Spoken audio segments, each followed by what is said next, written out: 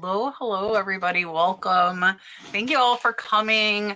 I am happy to be here with you guys. I want to first thank all of you for donating. We hit our goal of 2,500 for the kids' soccer, for the kids that can't afford it, for Dalton Soccer League. We got a whole league scholarship, which is amazing. So thank you all so much. Richard, the day after last Tuesday, sent me $350 to make us hit the goal. So Otnip Drop Flips, thank you for sure, 100%. I am joined by Rod, my co-host, Picking and Punching. He will not be here next week. He's running off to get married. So he will not be here with us next week. I got tricked. I won't be here. He will not be here. We are joined by Cary, American Arbitrage. He's been on with us a few times. And also his other half is here with us. Dawn is here, Lady Arbitrage. So we're super happy to have these two on with us. I'm going to let them introduce themselves. I have linked both of their channels down below, and they are both on Instagram as well. So check them out. So here is Cary. Hey everybody, I am Cary, aka American Arbitrage. I have been a reseller for 12 years. It's what I love doing. I'm a full-time reseller. I live in Las Vegas with Dawn, Lady Arbitrage, and we do all sorts of content. We're everywhere. We're on TikTok, Instagram, Pinterest, the Home Depot app. Wherever you can find content, you will be annoyed by my voice. I will be there, I guarantee you. So yeah, this is what we do. I'm happy to be here. I'm happy to answer some questions. I consider myself an expert. That's all he has to say. Here's Dawn. What an intro. All right, Dawn, follow up on that one. Hi, I'm Dawn, a Lady Arbitrage, and I am the better half of American Arbitrage. And no, he is not an expert. He thinks he is, but he's not. No, but he's awesome. But I've been doing this for about the same amount of time. It's been about maybe 13 years. I got started with my dad, and we live in Las Vegas. We just moved a year ago. I'm on Instagram, Facebook, TikTok, and YouTube, and this is what I do full time. Perfect. Kat. All right. So, and if you don't know Rod Picking and Punt, how long have you been my co-host now? Like 3 months? Yeah, 3 months. We started in the December. So yeah, so Rod has been here about 3 months. If you have not met him yet, he is also on YouTube and Instagram as well. And if you're not following my second channel, check that out too. That is Catch Treasure Hunting, and that's thrifting videos. So Miss Marsha wants to know, where do you get the best deal on packing paper? Oh boy, do I have a treat for you guys. Supplyhut.com. I have a 5% off code. You guys can find it. You can find it on my link tree everywhere. But honestly, I mean, Supply Hut has good deals, but you can find it everywhere. You can find deals on stuff on Amazon. Still to this day, usually me and Dawn are going to Walmart. It's not significantly more expensive, and it's just I'm always forgetting to get the stuff until the last moment. So, but there's deals everywhere online, honestly. eBay, Amazon, just look for, and you can find some really specific stuff online too. If you need a box specifically for a golf club or something, you can go on an Amazon, a Supply Hut, and several other websites online. Do I answer? Yeah, Dawn. Just moved to me? Oh, okay.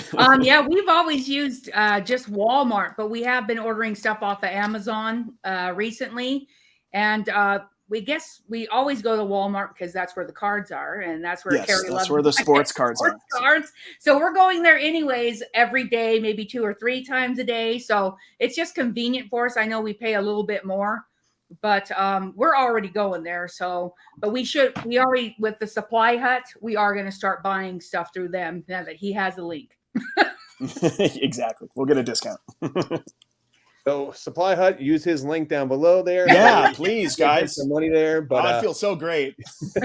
I feel like that was a setup. Honestly, that was a setup. Thank you. Like I'll be Venmoing you after the live for that. I feel it's gonna be like Scooby Doo. You rip off the mask and it's Commonwealth pickers underneath it. You know I know. I'm becoming Kevin here, slowly but surely. I don't know what just happened, but he's a bad influence. If you guys have an eBay store, every quarter eBay does give you free money to use, and you can actually use that money in their store to buy packaging supplies. So I use that every quarter. I have the $59.99 store, and I get $50 every quarter, which is nice to use. get action tape, boxes. They have pretty much everything there. Also, too, I do use Walmart every once in a while if I'm caught in a bind. They do have really good 11 by, was it 12 by 8 boxes, I think. So they're real nice to pack stuff up. Or if you just need a one-off, a couple bigger boxes, they do a 15 by 10s. So I actually just picked some up the other day because I only needed like 3 or 4, just some bigger items I was shipping out. Also, too, is Amazon. You can always get good packaging supplies on Amazon. And also, I get my bubble mailers. I switch between Amazon and I switch between eBay. So there are some sellers on eBay that specialize in selling supply products. And you can actually just search on there and see the best price between Amazon and eBay. I just flip-flop back and forth.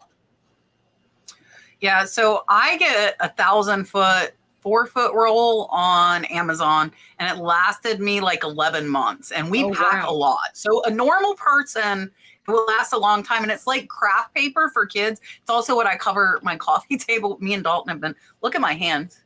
Like, do you see all the paint? Can you see it? Where is it? Look.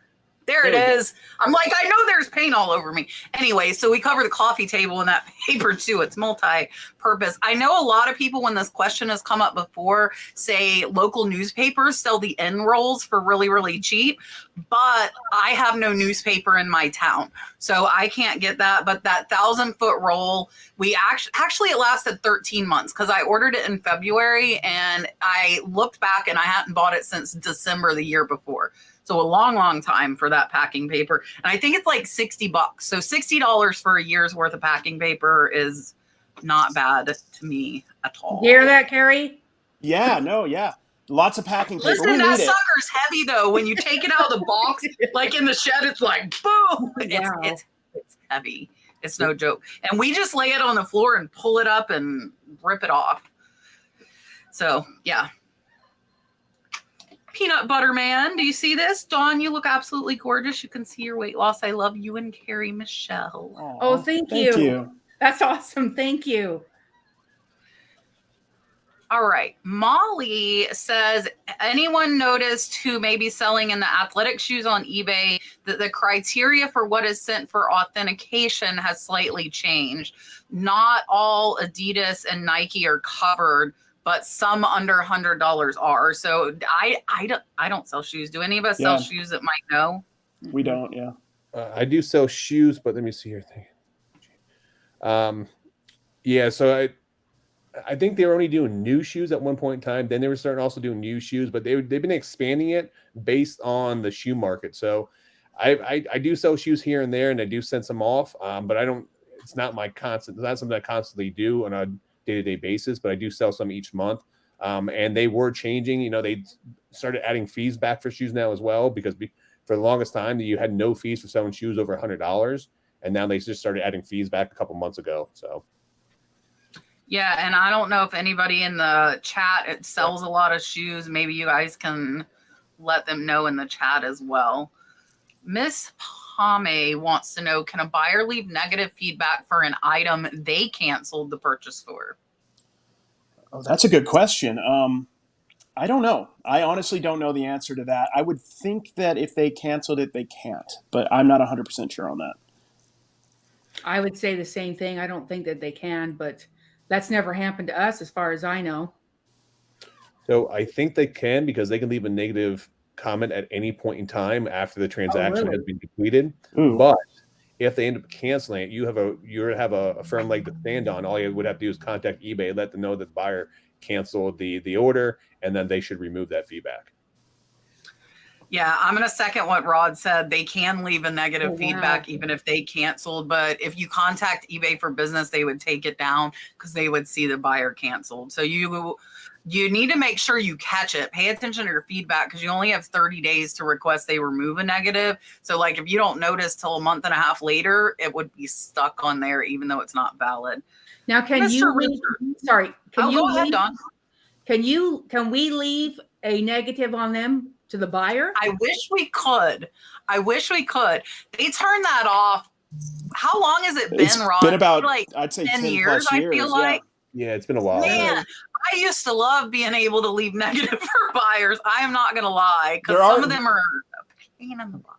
some people do the passive aggressive thing. They leave the positive, but the actual comment is somewhat negative. So I've seen that happen before. But yeah, you can't do that very anymore. particular, argued with shipping costs. So, thank you for your purchase. Here, you can actually get those removed too. If it's a passive aggressive comment, if it's a neutral or a positive, you can contact eBay, and I've had like neutral comments and stuff like that removed. Well, that's good. Yeah, so just keep that in mind. Okay. But we don't want them to remove ours, so we can help their seller. You got to warn everybody else. Got to try. Hey, put it back. I didn't give Richard his dolphin. I hit the wrong button. Richard sent a $2 super chat and said he wanted to say hello to Cary and Dawn. Hey, Richard. How are you doing, man? What's up, Richard? Gino hasn't sent me Brad on a dolphin. Richard wants Brad riding a dolphin for a super chat. So I'm just going to give you Dalton riding a dolphin for now. So Gino, Richard wants Brad on a dolphin. Brad probably doesn't want Brad on a dolphin. Here's your dolphin.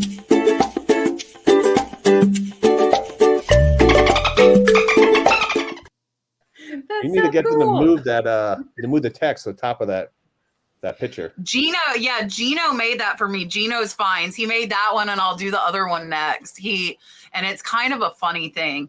Oh, and look here, Lala's Mercantile sent a $2.99, so I can show that other one that Gino made. And at first I was like, I don't have time. And he's like, it's 15 seconds, please. And it was the super chat he made for me. And then I felt like absolute crap because I told him I didn't have time. So there's that story. I threw myself under the bus. It's okay. So here is Gino's other. This is the first one that I was a ding dong to him about. Here it is.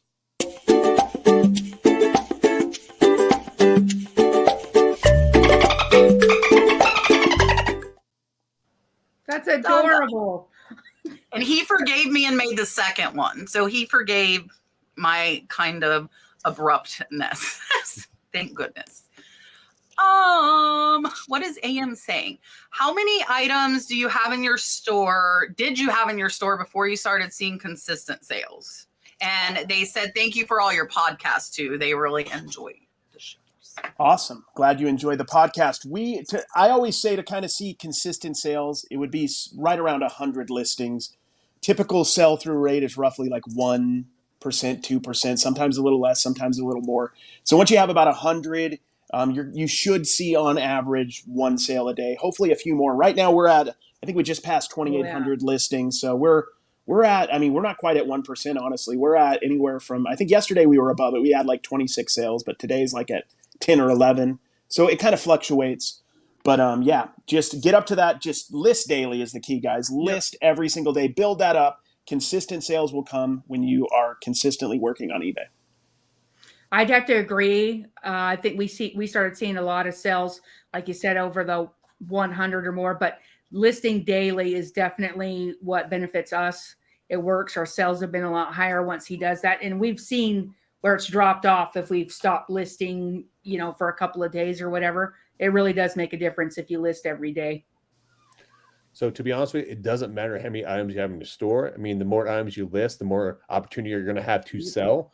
The most important thing is having a fast sell-through rate. So if you look up items and there's 50 listed, only 2 are selling, and that's all you're putting in your store, you're not going to have any sales. But if you're putting up items that there's 20 lists on eBay and there's 40 sold, I mean, you're going to have a fast sell-through rate. So you're going to sell through items fast. So the more importantly is finding quick selling items and also listing on a consistent basis, because there's 2 ways that people search on eBay. They're going to search newly listed items or items ending that day. So if you're listing every single day, you're going to have items that are going to be newly listed and also items that are ending that same day, and you're going to get more sales that way.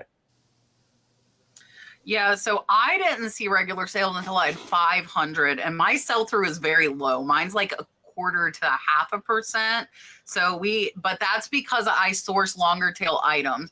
But once I hit 500, we see regular sales. We average like $350 to $500 in sales a day. I have almost 6,000 listed right now. So I'm hitting, you really have to decide your business model. I'm okay with long tail. I have 3 sheds. It's stuff that I like. It's stuff that I want to sell. Does it take longer? Yes.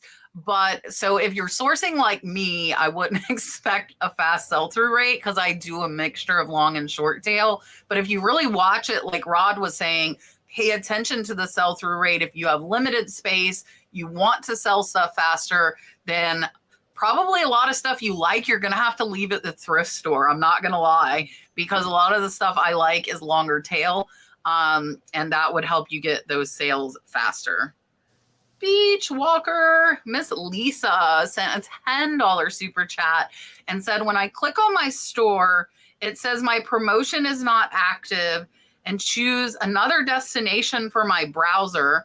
But when I go to my listings, they show a promotion of 22% off the store. So I think she's talking about a sale. Yeah. Sounds like but I don't know why it would reroute it. Yeah. I don't know on that one. Why it would do that. That sounds like an eBay glitch more than anything, but It does. Yeah, I honestly, Lisa, I don't know that we can help. Maybe send me like a link on Instagram and I can take a look at it for you and see if I see your 22% off and make sure like that I can see it. But it says when you're saying when you go to your listings, it shows it. That would be my main thing, is that like when people are clicking on your listings that they see it. Okay, so Ren is saying there are several resellers with this glitch. James, My Boring Reseller Life, is calling eBay about it. So maybe follow him if you're not, since he's checking up on it, and see what he says. I am going to go with my original super chat. Here is your dolphin. Super chat.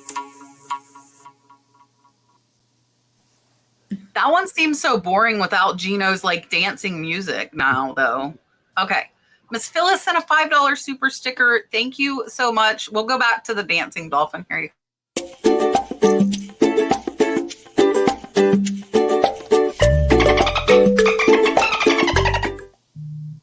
Dun, dun, dun, dun. It makes me dance every time. Every time. No, whoa, cat. I almost blocked the the person that posted the last question. I almost blocked because it was right by the star where I mark it. I was like, oh. Valerie said, when you make a sale, do you message the buyer acknowledging the sale or thanking them and letting them know when you will ship? No, I don't do that. I used to do thank you notes when we were beginning on eBay and growing it. It's not a terrible idea to encourage feedback or encourage communication if there's a negative experience, because that's usually what I put on there. Please leave a positive if it was good. If there's an issue, get a hold of me. But as far as, I don't think it's necessary. It's not a bad idea if you want to do it. I don't think there's anything wrong with it, but I don't think it's necessary. Yeah, we don't do that. So as you grow your business, it becomes tougher and tougher to do that, because if you're selling 30, 40, 50 times a day, you're going to be wasting time on things that aren't generating sales. So you can actually automate that in eBay, and they will automatically send out messages to your buyers when items are sold. But once you print off your shipping label, it automatically notifies the buyer that the item has been, the shipping label has been created. And as soon as the post office scans it, or UPS or FedEx, it notifies the buyer that the item has been shipped. And then another thing that you can do is, instead of saying, thank you, putting like thank you cards, stuff like that, you can actually print off stickers or get stickers made that say thank you. I polybag all my items, usually a clear plastic bag, or put in the boxes. And I used to put thank you stickers on all my items too. So just a different way to thank your buyer. Yeah, I don't message either. Like Rod said, like once you get bigger and bigger, like that becomes more and more cumbersome. And we're shipping every day. So like they're getting a message, hey, your item's been shipped the next day from us. So they're getting that acknowledgement. I have had sellers do that to me. And like personally, I don't really care if they do or not. Like, I just want you to ship what I bought. That's how I am on the buyer side of things. But if you're new and you're not getting much and you want to just go that extra mile, it's not going to hurt. But I wouldn't expect to be able to do it if you're planning on growing the business, because it's going to take more and more time. Scott Cha-Ching King said if he ever does his own live show, he's going to use an animation of a king yelling, "Thank you, peasants." That's perfect. That's perfect. Super chat. So Scott, listen, Scott is on with us next week. Scott is one of our guests next week. So Scott, you need to make that. Now you need to make that before you come on Tuesday, and we will use that as one of our super chats. So there's a challenge for you. Mentioned it. I'm going to challenge you to it, my friend, because he is on with us next week. So here's Dalton on a Dalton.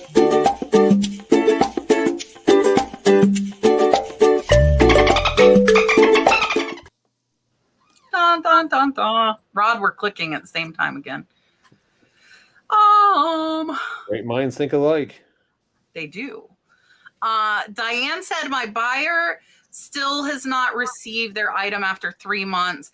I asked eBay International to see where it is. I filed a missing item. They said case closed. Help. Wow. I mean, here's the thing. I don't know if there's anything you can do about it at this point. If we don't know where the package is, if they say case closed, if eBay, I don't know if you shipped it using like the global shipping program or yourself, but I mean, ultimately, I don't think at that point there's much you can do. If you got some sort of negative feedback for that or some sort of mark against you, you just try to improve maybe what could have went wrong this time, which who knows what it was. It probably more than likely was just the international country that received your item. I used to live in Mexico years back, and half the stuff that was sent to me when I lived in Mexico, I never received it. So that just happens a lot of time with international shipping. That's why I use global shipping program. Yeah, we always use the global shipping program. So we don't ship a lot internet. We don't ship a lot internationally, honestly, as well. Exactly. So I'm not sure if you guys actually know the process. For those that don't, when you use the eBay like international shipping program or the global shipper program, you ship it. The buyer pays for shipping domestically. You ship it to the warehouse, and right now it's in I think it's in Illinois. They changed it from Kentucky to Illinois. From there, they put on a pallet and they wait till they get enough items to ship out for a country. So that also can delay the process. Mm-hmm. Once they do ship it out, because that's how they do the bulk rates, they'll ship it overseas. When it hits overseas, it has to go through customs. And those items can get stuck in customs. I've had items stuck in customs 2-3 months before. There's nothing you can do about that at that point in time. Once you ship the item to the eBay warehouse, though, you are 100% completely covered, and the buyer is covered. So the seller and buyer, that's why you go through that program. That's why the buyer pays an extra fee for this program. So if the item does go that, if they do open up a claim, it's out of your hands. You need to tell them to just open a claim on eBay. eBay will handle it. They will side in favor of the buyer, but you will have no penalty and you will not be deducted any fees or any money because the item has been lost. So you will be good to go. Be careful because eBay will try and get you to pay. You have to wait 48 hours before they'll pay the buyer. They will try and trick you and make you give that refund. Do not do it. If you use global shipping, you are covered. I want to say hi to my YouTube BFF Flippin' Fiasco is in the house. Thank you for coming in, my friend. Dale hasn't been making videos because she got a new job that she loves. So she doesn't feel the need to do YouTube and reselling as much anymore, but that's okay. She's still my BFF. So hi, my friend. All right. Up next, Miss Cora says, I've been in and out of the hospital with my grandson and I've had to put my store on vacation mode a couple of times. Will this affect the algorithm? That's a good question. So when you're coming back out of that vacation mode, I would just suggest, like we talk about all the time on our channel, is just to list. Yeah. So yeah, I think if you're coming, from vacation mode directly out, there might be a little bit of a push initially. We don't do that a lot, honestly. The last time we went on our big Picking Across America thing, we left eBay on and we had my stepdaughter shipped everything out for us. So we don't typically do that. So we're not experts on it. But I imagine, just like anything, is as soon as you get out of vacation mode, as soon as you can get back to listing consistently, that seems to solve most of our algorithm issues with eBay. It's just the listing. I wish it wasn't that case. Kat, you have 6,000 plus items. I have like almost 3,000 items. You would think it would just naturally sell, quickly, but it seems like the algorithm has to be pushed out via, listing consistently. Yeah, I would have to agree. I feel like it does affect the algorithm, and you have to start posting right away, consistently again. But we try to avoid that now since we have my daughter. We taught her to do our eBay for us while we're gone. So we've been lucky that way. So I don't use vacation mode for my store. And a little eBay hack is what I do is I actually put my shipping and handling charge. I put my handling days, anywhere from 5, 7 to 10 days out, instead of actually putting on vacation mode, because it does affect the algorithms. When you do put it on vacation mode, your items do show up there. It will notify the buyer before they go to purchase that you're on vacation, and that could hinder your sales. So I find it better that way. And if I am away for, like, for example, I just went to Colombia. I went to Medellin in Colombia, and when I was there, I just put my handling time on 5 days. You know, I think it was 5 or 7 days, whatever I put it on. And then if a buyer buys something, like the first day I'm out, I'd send them a message. Hey, just want to let you know, I have 5-day handling on because I'm currently on vacation. You know, just want to give you a heads up on that. If that's not okay, I can issue a refund. So what I'll do is I will message some of my buyers the first couple days, just because it's not typically in my, 1, 2, 3 day shipping, which I normally do. Yeah, so I put it on when we did our Tennessee camp. I don't think I did it when we went to the Keys, because it was just Lynn was still here. My assistant was still here shipping, but I don't think it did, but I still listed. Every day. So like, if you could still like take photos and list, even though you're not shipping, I think that helps. And we got sales all throughout the whole week I was gone. And yeah, so I think as long as you can maybe still list, even if you can't ship, even if it's only a couple a day, I think that would help if you're able to. If not, it is the least amount of activity you have, the less you're going to get. And like Cary said, it's crazy with 6,000 listings, my sales still tank when I don't list. And I'm like, I have 6,000 things there. They still tank if we are not listing. And normally not after a day or two. It's like the third day with no listings. Yes, I see exactly. a significant drop. Same here. Were you actually doing listings when you're on vacation? Or were you creating drafts before you went on No, vacation? I was listing. Listing, and I had time away mode on, and it automatically went into those new listings.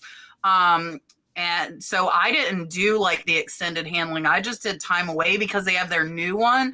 And that would send every buyer automatically a message saying, I'm returning on this date. It'll be shipped out. So that I like time away for that, because it like automatically kicks it out. And I think I put in that message, because you can customize it. I put in, if this is going to be too long and you'd rather cancel, just let me know. Because I didn't want anybody to be like pissed off at me for it. But we didn't have any issues with it. Lisa wants to know, how much is the store coupon from eBay if I go up the next store level? I'm going to assume you're probably at like the $19.99. And if you are, the coupon is like almost equivalent of what you pay monthly. So I pay $59.99 and I get a $50 coupon quarterly. So if you're on the 20, I'm assuming you would go to 50. Yeah, I think it's, what is it, 25 on the 20, I think, and then it's 25. 25, and then when you go to the $59.99, it's $50 a quarter, and I don't know what it is. That makes sense. I know, we're getting ripped off there, but I don't know what it goes to, if it goes to the next level and what it is, but. Miss Deborah wants to know, what is your timeline for donating old stale items?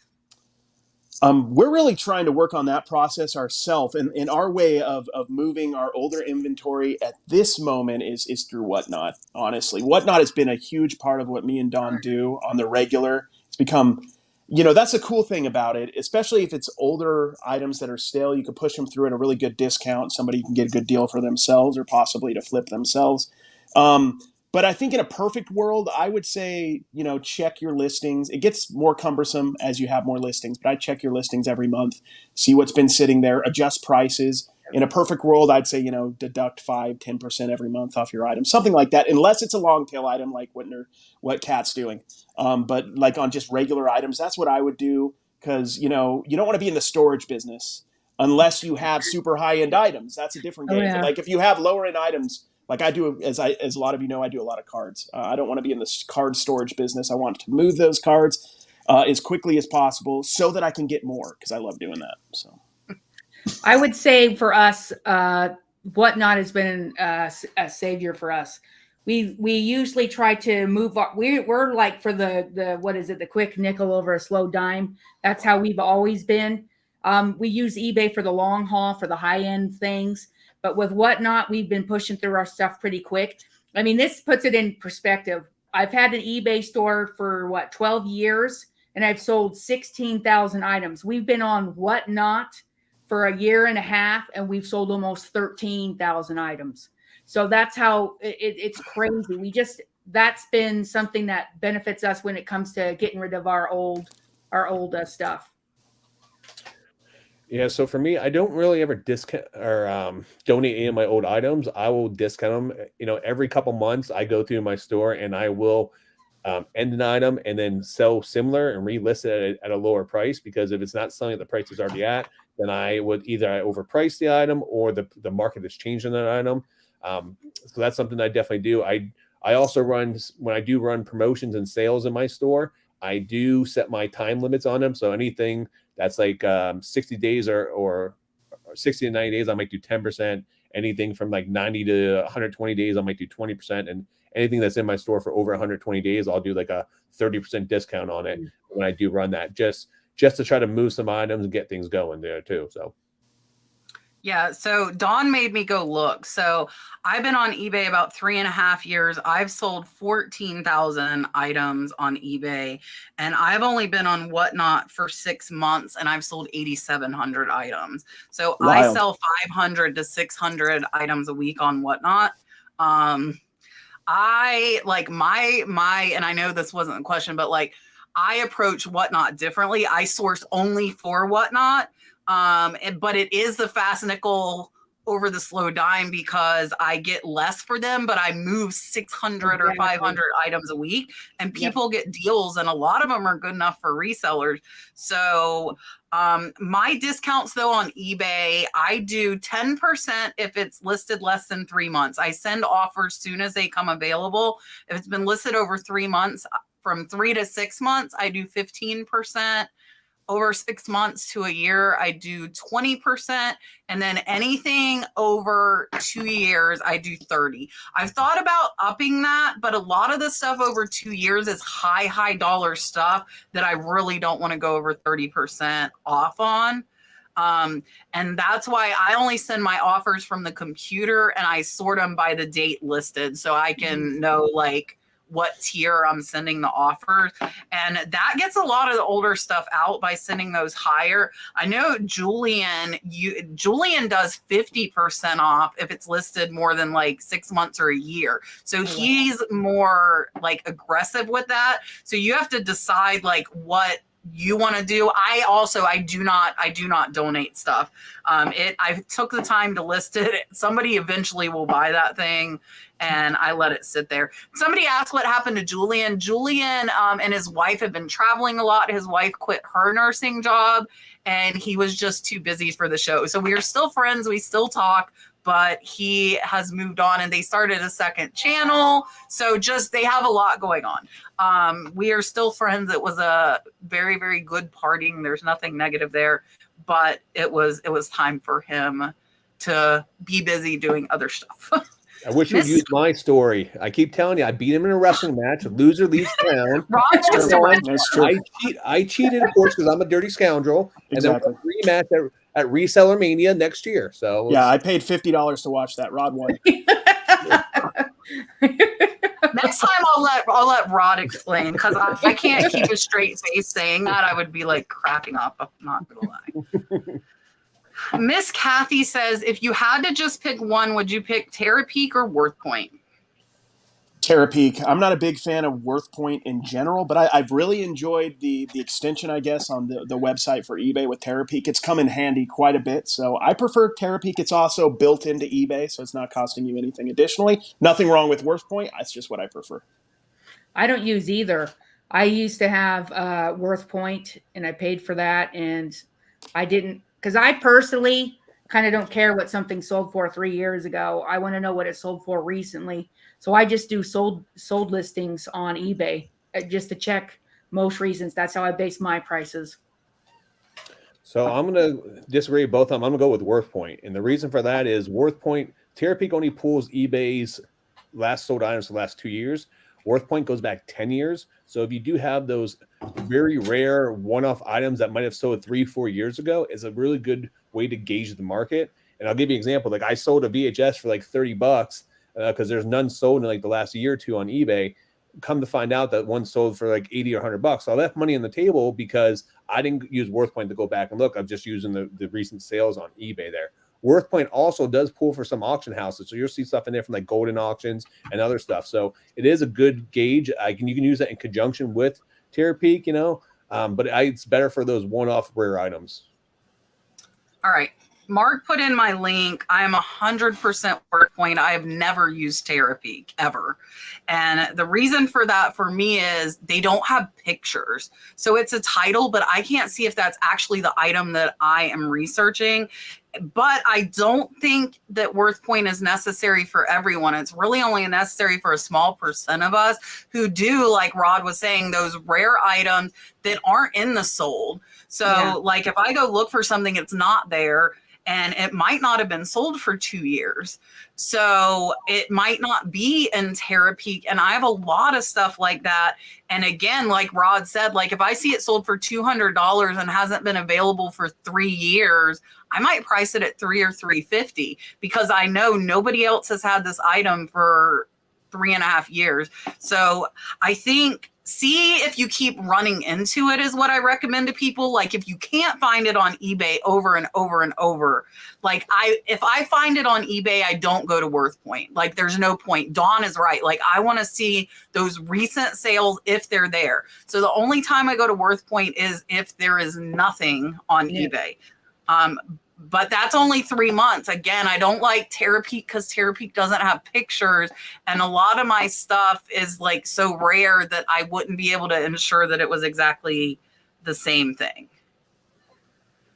I'm like, I would say I feel like I was on a soapbox for that. The only disclaimer in there is that WorthPoint does cost about $25 a month, where Terapeak is free. So if you are a new seller, I would highly recommend probably starting off with Terapeak. And as you start expanding and you get, more higher end items, then it is worth going WorthPoint. But just keep that in mind. Yeah, well, like I said, if you keep running into it, if you are functioning without it and can use Terapeak and eBay, you don't need WorthPoint. I'm not saying everybody get it. That is not what I'm saying, because I don't think everybody needs it. If you're doing clothes and shoes, unless they're really vintage rare ones, you don't need WorthPoint, and I don't want you to get something you don't need. I recommend, like, the reason I bought it is I ran into it like 5 times in a month trying to find stuff and I couldn't see the price. So if you're doing that, then get it. But if you're not running into it, don't get it. If you're loving, if you're finding out as a reseller, you really like artwork, that's something I'm sure WorthPoint would be great for, because you can my Kachinas. Yeah, you can see Golden. I imagine you can see Heritage. You can see all these different, high-end auctions that would have art. So there's definitely some good reasons to use it. But not everybody. Don't think everybody needs it. Miss Deborah wants to know, how long does it take to recover if you drop in rating to below standard, and is there any way to speed that up? The way you can speed that up to recover from below standard is to sell more items, because it depends on, because once you, I think, hit 400 sales or something like that in a 3-month period, they will judge you on 3 months rather than 1 year. I think that, or maybe it's 1,200. I forgot the exact number offhand. So one thing a lot of people do when they go below standard is they're being judged by the whole year. If you sell a lot more stuff and obviously give great service and don't make the mistakes you were making, you can basically be judged on a shorter period of time, which is the way you want to do it. But honestly, the best thing you can do if you go below standard is really focus on what your issues are. If it's, whatever it is, if you're canceling stuff, you got to figure out how to organize your stuff better.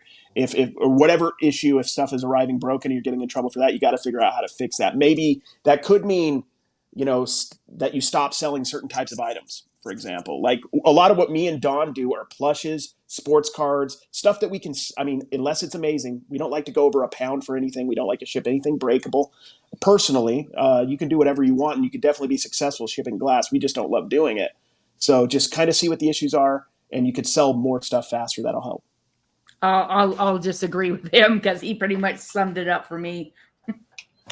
So if you are falling below, you have to figure out what the main problem is first. Either you're shipping late, your items are received damaged, or none as described. They're going to be probably the main things there. But that doesn't go into it. That doesn't put you in below standard anymore.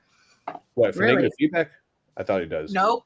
No. So the only thing that counts, like, They don't take into account items not as described. They take into account returns not resolved by sellers. So as long as you refund those people, it doesn't go against you. But if you ignore that eBay resolve this, you got a return, that counts against you. Late shipping counts against you. Yep. Those are the two main things. Oh, canceling orders because you don't have the item.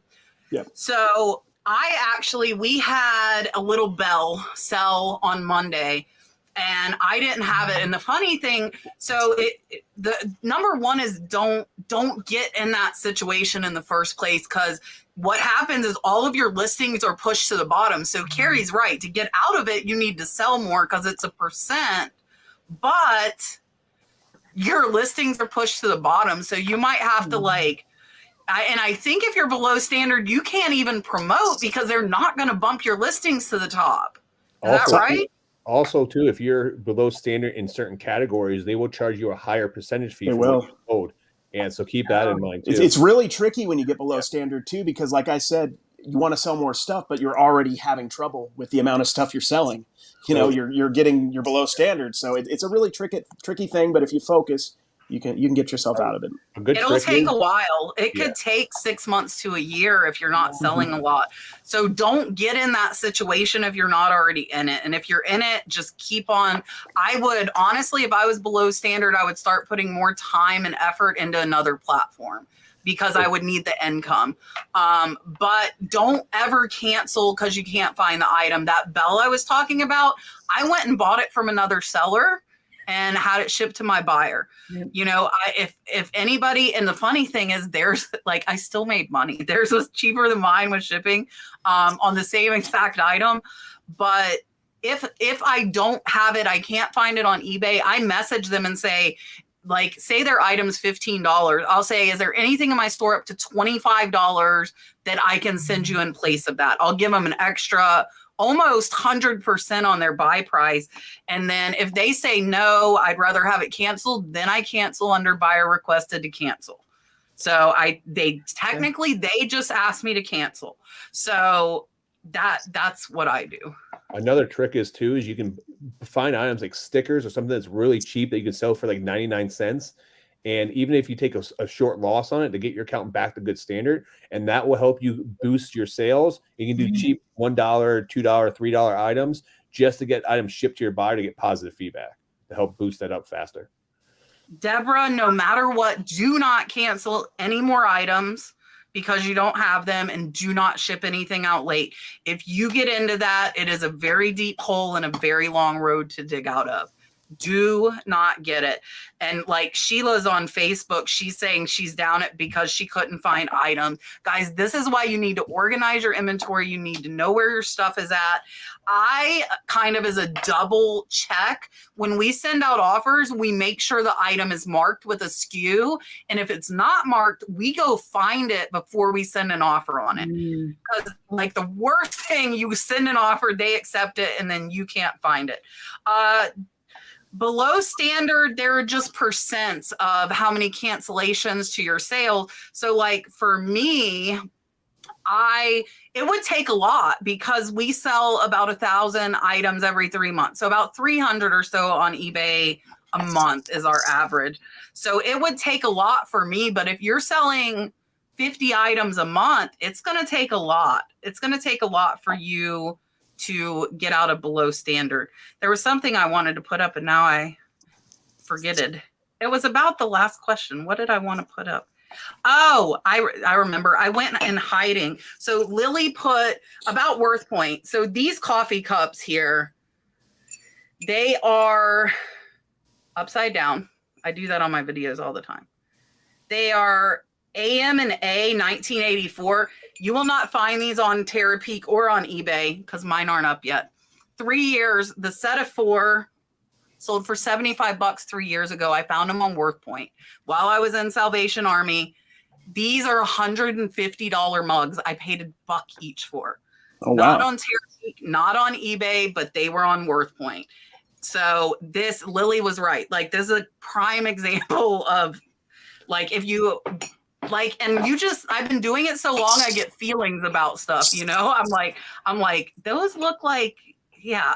And they were. So, But also, yeah. also too, is if you would have just listed it for lower price, by having Worth Point, you were able to get the higher price point. Now that paid for the whole entire year of Worth Point just for that one item. So that's one thing to keep in mind. Scott says that all the time. You just need one item that you charge $500 for that you would have put at $100, and you just paid for your whole year by one item. Resell to Ride sent a $5 super chat and said, I have a YouTube question. Do you think it's necessary to post shorts daily to get monetized for them? Also excited to meet Cary and Dawn at the Trash to Cash meetup. Well, we're excited to meet you too. That's awesome. Thanks for coming. That's on April 21st and 22nd, guys, in Vegas, if you didn't know. But yes, I think if you want, there's several reasons why I would say yes. You could theoretically only post them once in a while and they're magnificent and they get billions of views and you're going to make money on them. But you want to post, my advice, especially if you're new, is to work on trying to get to post daily on your shorts. First off, if you're making them, you can post them everywhere: TikTok, Instagram, YouTube, Pinterest does it, Snapchat. They all have places, Facebook, which pays a great deal, honestly, for that kind of content. But as you do that, if you post regularly every day, you're going to get better.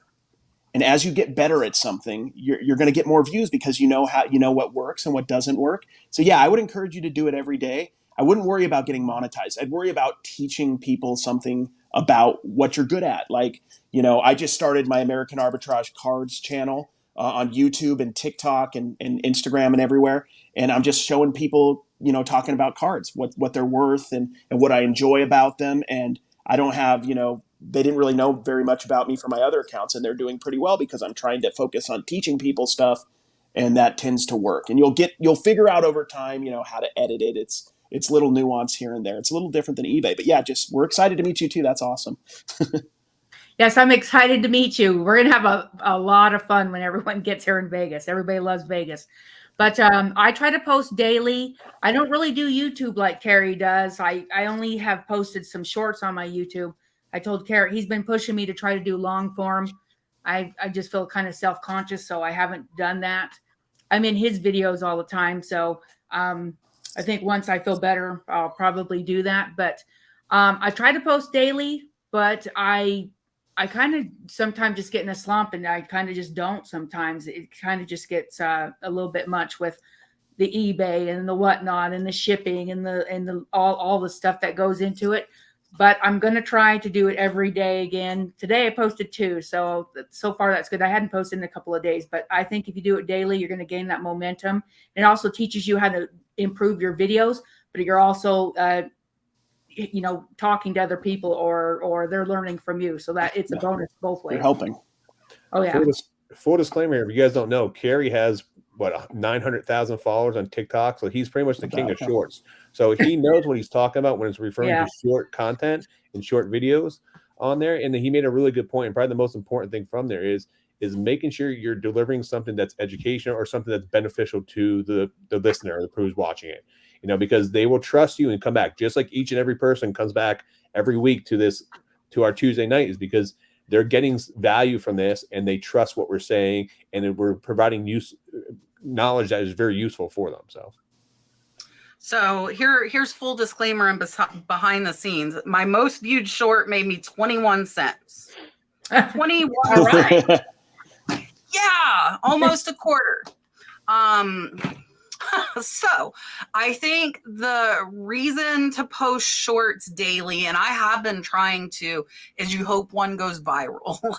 And then when it goes viral, you will make money on it. I have not had a short go viral ever.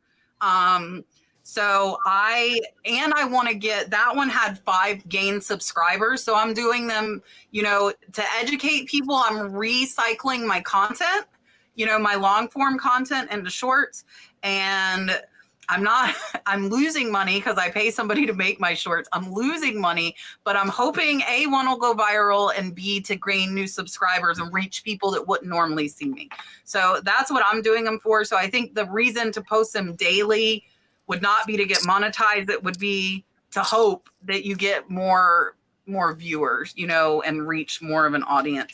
Let me give you your dolphin, and Resell to Ride will be on with us coming up in a couple of months as well, as one of our guests. So here is your dolphin. Thank you so much.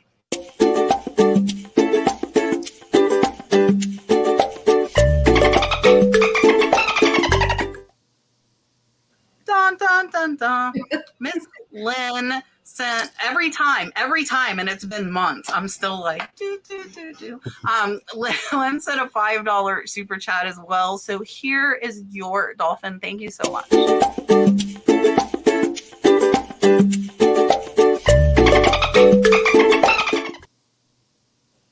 Dun, dun, dun, dun. Miss Sue wants to know. She said, we all know about Danny's brick and mortar adventure, her thrift store she opened. Do any of us on the panel have aspirations to have a brick and mortar? And Cary and Dawn had one. We have I don't one, know yeah. if they still do. So No, yeah, that's a good question. So when I started reselling 12 years ago, within, I think, a year, I opened my first store in Utah, and we moved to a bigger store. I did live auctioneering in Utah. That's how I met Dawn. She came to my auctions. She bought stuff from me, and she got, I would say, the ultimate prize from the auctions, the best one. So yeah, no, me and Dawn have done the brick and mortar route, honestly, for years, and it is very difficult. Yeah, don't. It's very difficult. You have to have the right mindset. Our problem was, we like on Saturday, you need to be open, and we wanted to go garage selling. We wanted to go out and pick. And we wanted to do, online was always the way we made most of our money too. So we didn't really necessarily have to have a brick and mortar, but a lot of people have that dream. Danny's just, I think, like 15 minutes away from us, or at her store. But yeah, we went down that road. We've gone from having a 3,000 square foot shop a year ago to doing everything out of our apartment now. So. Yeah, that's one thing I can definitely answer here is the brick and mortar, because when me and Cary got together, he had his shop. And then we ended up closing his shop, and just because it also was an auction house, and we ended up learning how to sell online. So at that time it was Facebook Marketplace or Facebook yard sale sites. And once we learned how to sell online, we went and we quit the brick and mortar. Then we went to and just having a booth at another antique store. When that place offered people spots of the building to open a store, we got a small, teeny little shop, and we started a shop together. It was only like $300 a month, and that included utilities. So once we learned how to use Facebook as a way to sell online, we were selling out all the time. So it was getting to be a little bit overwhelming because I had a full-time job as well. And of course, you have to have somebody there to run the shop. And Cary also has to go out and source. So it was kind of getting a little like, he would always be at the thrift store. I'd be getting message saying, why aren't you guys open? It's because he's out buying stuff. He's out buying stuff. And so no one wanted to run the store. And then we moved into a bigger spot. And then from there, we moved into a bigger spot. And the thing is most of our sales were online. I was literally working sometimes 10, 12, 14-hour days. And then I'd go and deliver. We started free delivery with all of our items because we wanted the benefit to always be for the customer so that they'd come back and buy from us again. Our online sales were through the roof when it came to our furniture and our decor, because that's mostly what we did. But you have to have somebody to run the shop. You also have to figure that into your bills, because we're paying $3,000 to have a shop because it was huge at the time, and then all the bill, the electric and the gas and stuff. In the end, it just got to be too much for us as far as time. Is very, very time consuming. We literally ended up living there. I would sleep in my car and go to work in the morning because I'd be at the shop all night getting orders ready and doing all this and that. And Cary basically lived there, went home and slept for like 5 hours and went right back to the shop. It's very time consuming. It takes a lot out of you. And it's also financially where you also have to make up now for the income you're spending on the place. So we did really good, but I would say in the end, the time consuming was just too much for us. So I've thought about it, but the whole purpose of me quitting my day job to resell is to work for myself and have the flexibility to spend time with my family, flexibility to work when I want to work and when I don't want to work, and spend and just be able to not miss out on events. Like, I do a lot of my sourcing on the weekends. So, there's a lot of times where my fiance at the time, when she was working her other job, she was off on the weekends. That was my time to, and I was sourcing. So we miss each other. But now, having the flexibility, I can, tonight when I get off this, I'm probably going to work for like 2-3 hours tonight because I was doing stuff during the day today, which I didn't, I took the day off to do other stuff. I have a wedding coming up, so I have some wedding stuff to do. So if I had a store, I would have to be there, a certain time. I would have to be there to close. If I had employees working for me, if they weren't there, it's more responsibility. it's just more of a headache for me. It's just not worth the extra income that it may come by, where I can just do it myself, or I'd rather hire someone and have them work online than actually hire people to work in a store. Yeah, and I don't really have a goal to have a store. I think it would be super cool. So one of my favorite auction houses in Tallahassee, they have a pawn shop that's only to buy. They don't sell anything and they auction it all off. I think it would be super cool to have a storefront where the inventory comes to me. I think that sounds super appealing. Like you just sit there and the stuff comes to you. That's what they do, and they get amazing stuff. That's the only thing that I've kind of had in the back of my head, because like everybody else, I don't want to have to be somewhere at a certain time every day. The reason I quit my job to do this is because, like Rod, I took a 4-hour nap today. I didn't feel good. So what? Nothing happened. Like business is still moving as usual. I don't do whatnot on Tuesday night, so it doesn't matter.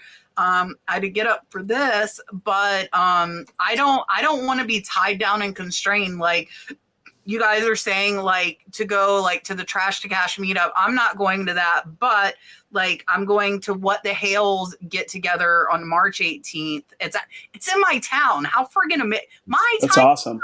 It is in my town. I am like, I have to go to this thing. So I'm going to that. I will probably be at the List Perfectly camp listing party in Phoenix in June. So like stuff like that, if you had a store, that could be super detrimental to you. You can't just like shut down. So we're going to Phoenix too for that. So we'll see you there.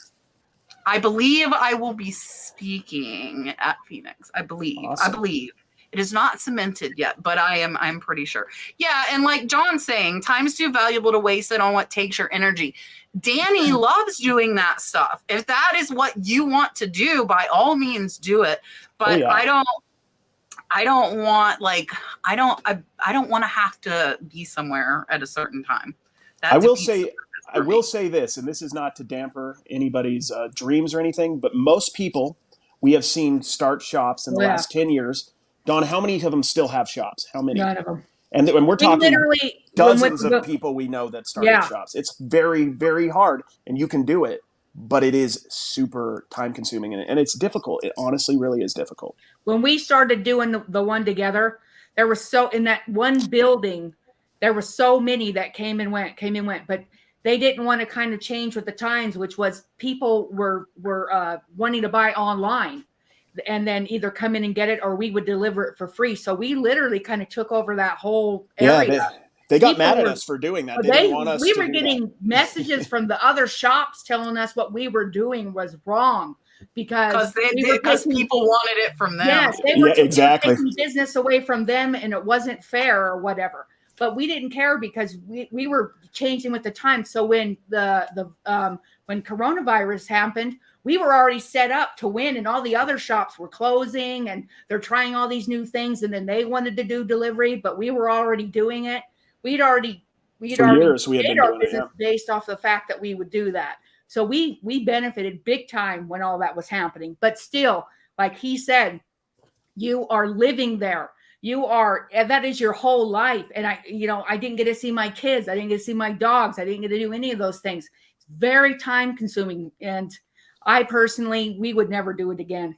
Cary, would you consider opening up a card shop, since that is? I was thinking You're that trying the to get whole him time. in trouble. I was thinking that the whole time, Rod. I was like, I knew it. I would, yeah. Because I would hire people to run it day to day. And then you can get all the deals with the companies to get the product and stuff. Yeah, if you have the that's also because then you could buy them direct. Yeah, you'd have a big benefit. Dawn wouldn't let me do it, but I probably would. There's incentive to that. I just wanted to comment on this because Miss Phyllis didn't really have a question, but she said before she had a label printer, they shut her down for 3 days. They couldn't track the shipping numbers. So for any of you that don't have a printer, you need to input the tracking number yourself. Mm-hmm. If you take it to the post office because you don't have a printer, you'll get a receipt from the post office. Soon as you get done, you need to come home, mark it shipped, put who you shipped it through, and put a tracking number so this does not happen. I just wanted to share this so that it doesn't happen to anybody else.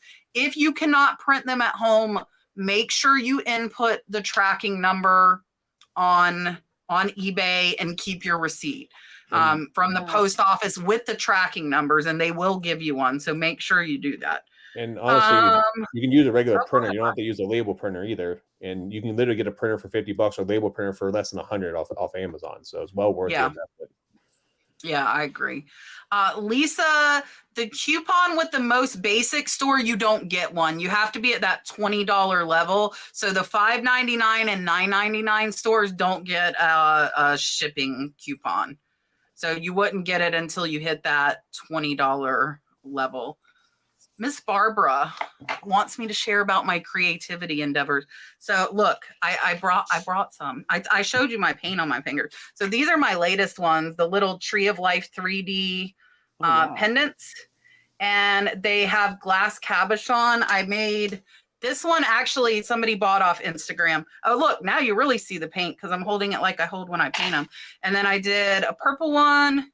So Brad cut these out. They're a triple layer of wood. We bought a laser wood cutter, a laser machine, and Dalton and I paint and glue them together.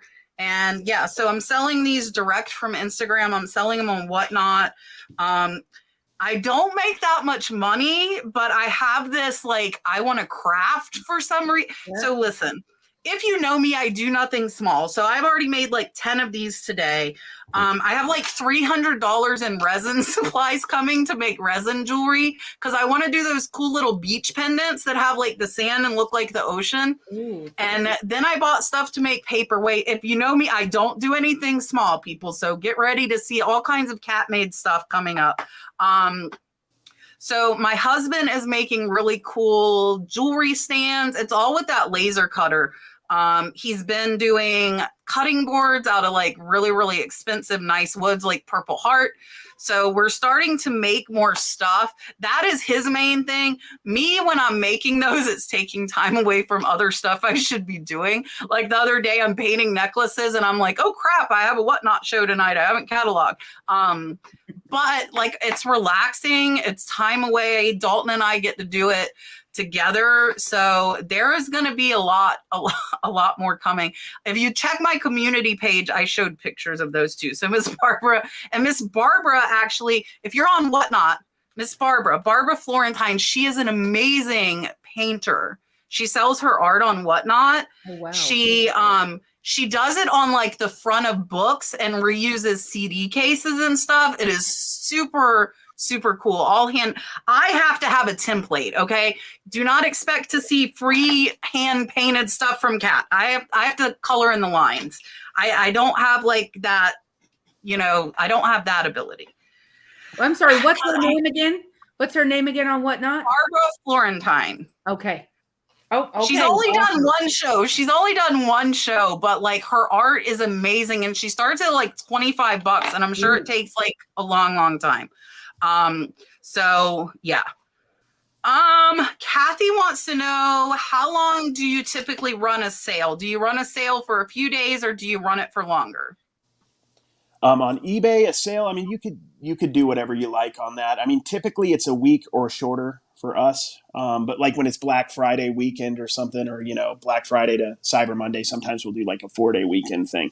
I mean, that's totally up to you. A lot of people are constantly running sales nonstop, forever. So there's a lot of different ways to do it. There's really no wrong or right way. Back in the day, I was constantly running sales. I don't do it that much anymore, but I don't think it's a bad idea at all. Yeah, I'd say we usually do maybe a weekend or a few days, but we don't do it too often, but we do. We actually have OBO on all of our items. Yep. So we usually are taking offers all day long or sending offers ourselves. And we take a lot of offers, honestly. Yes, we do. We do that all the time. So when I usually run sales, I like to keep short sales, 48 to 72 hours usually when I run them.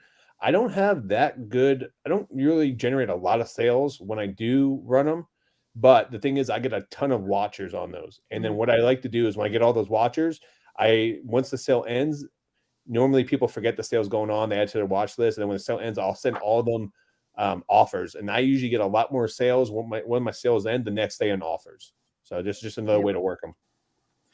Yeah, so mine run Monday to Friday and Friday to Monday, so never longer than 5 days. I think if you run it longer, the urgency for somebody to buy it on sale disappears. So if you run it a month, they're going to be like, oh, well, I could get it in 2 weeks. So I think you should run them shorter. Shorter. Why are you taking my words, Scott? Get out of my head. Look, my cousin is here. That is my actual cousin. She lives in South Florida. Hi, Jennifer. I don't know if the kids and her husband are watching, but I've never seen her in here. So I'm super happy to see you here. Thank you for coming. Brad will come in here occasionally, but, and my sister-in-law sometimes too, but not a ton of family. So I'm happy she is here. Let's see. Miss Lynn wants to know, where do we find out about meetups? So what would you guys suggest as far as, like, we're talking about the trash to cash. Is there anywhere you would recommend them for meetups, where to find them? I don't know if there's like a website or anything that aggregates all the places, but if you're in, watching YouTube, you typically hear about it from one reseller or another. I mean, I know List Perfectly is going like all around the US this summer. They're doing stuff. We're doing Trash to Cash is doing one in April. There's going to be FlipCon in August. I think Trash to Cash is doing another one in that time period around FlipCon as well.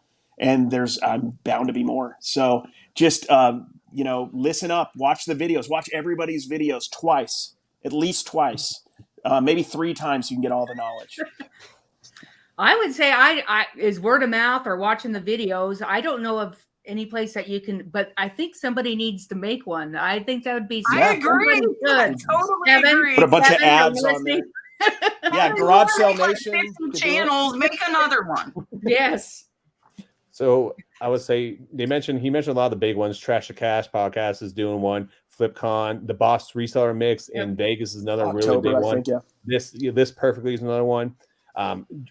Get on live, like YouTube lives, Facebook lives, chats like this. You'll be able to hear about a lot of stuff, word of mouth. Garage Sale Nation is going for highway yard sales to meet up, because you're going to meet a lot of resellers there. It's not an official meetup, but you will be able to network with a lot of other resellers.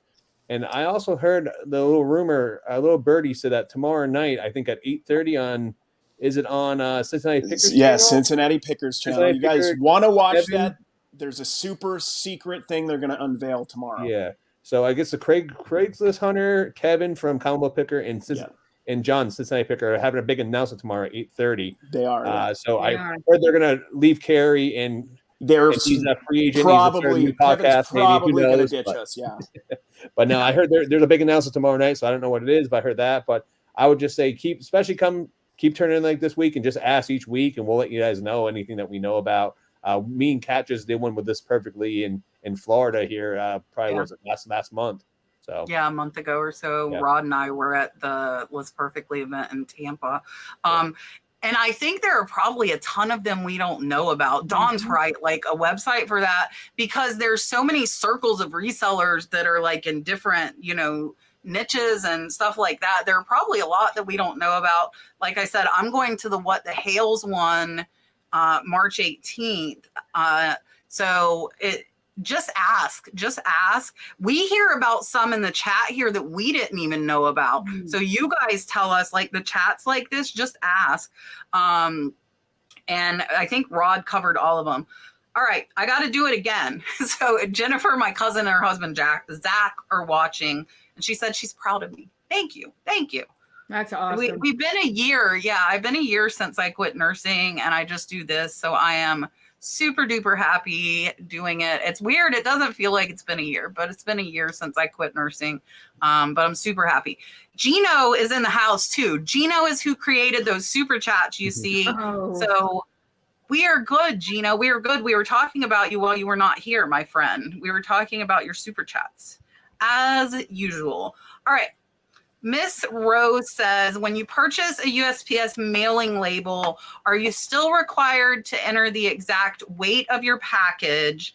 Example, if your package is 7 pounds and the priority max weight is 70. Yeah, I mean, yes. Most of the time we're doing it on eBay and we're just putting in what the weight is. Yeah. I mean, that's how we've always done it. I guess if it's I don't believe they'll let you print a label without you putting a weight in there. So yeah, obviously it could be up to 70 pounds, so it doesn't really make a difference on the cost. But just when you're inputting the label, I believe you have to put the weight in. If it's flat rate, If it's flat rate. Oh yeah, yeah. Even if it's flat rate, don't you have to still put? Yeah, if it's flat rate. No, If it's not flat, if it's flat rate, you don't. I'm like, it matters if it's not flat rate. See, that's the thing. I don't do much flat rate, so I'm always putting the weight in, and so. Yeah, we don't usually use flat rate. We just do just regular, and we put in the weight and then the dimensions. Yeah, so pretty much they pretty much covered it all. So nothing else really to add to that.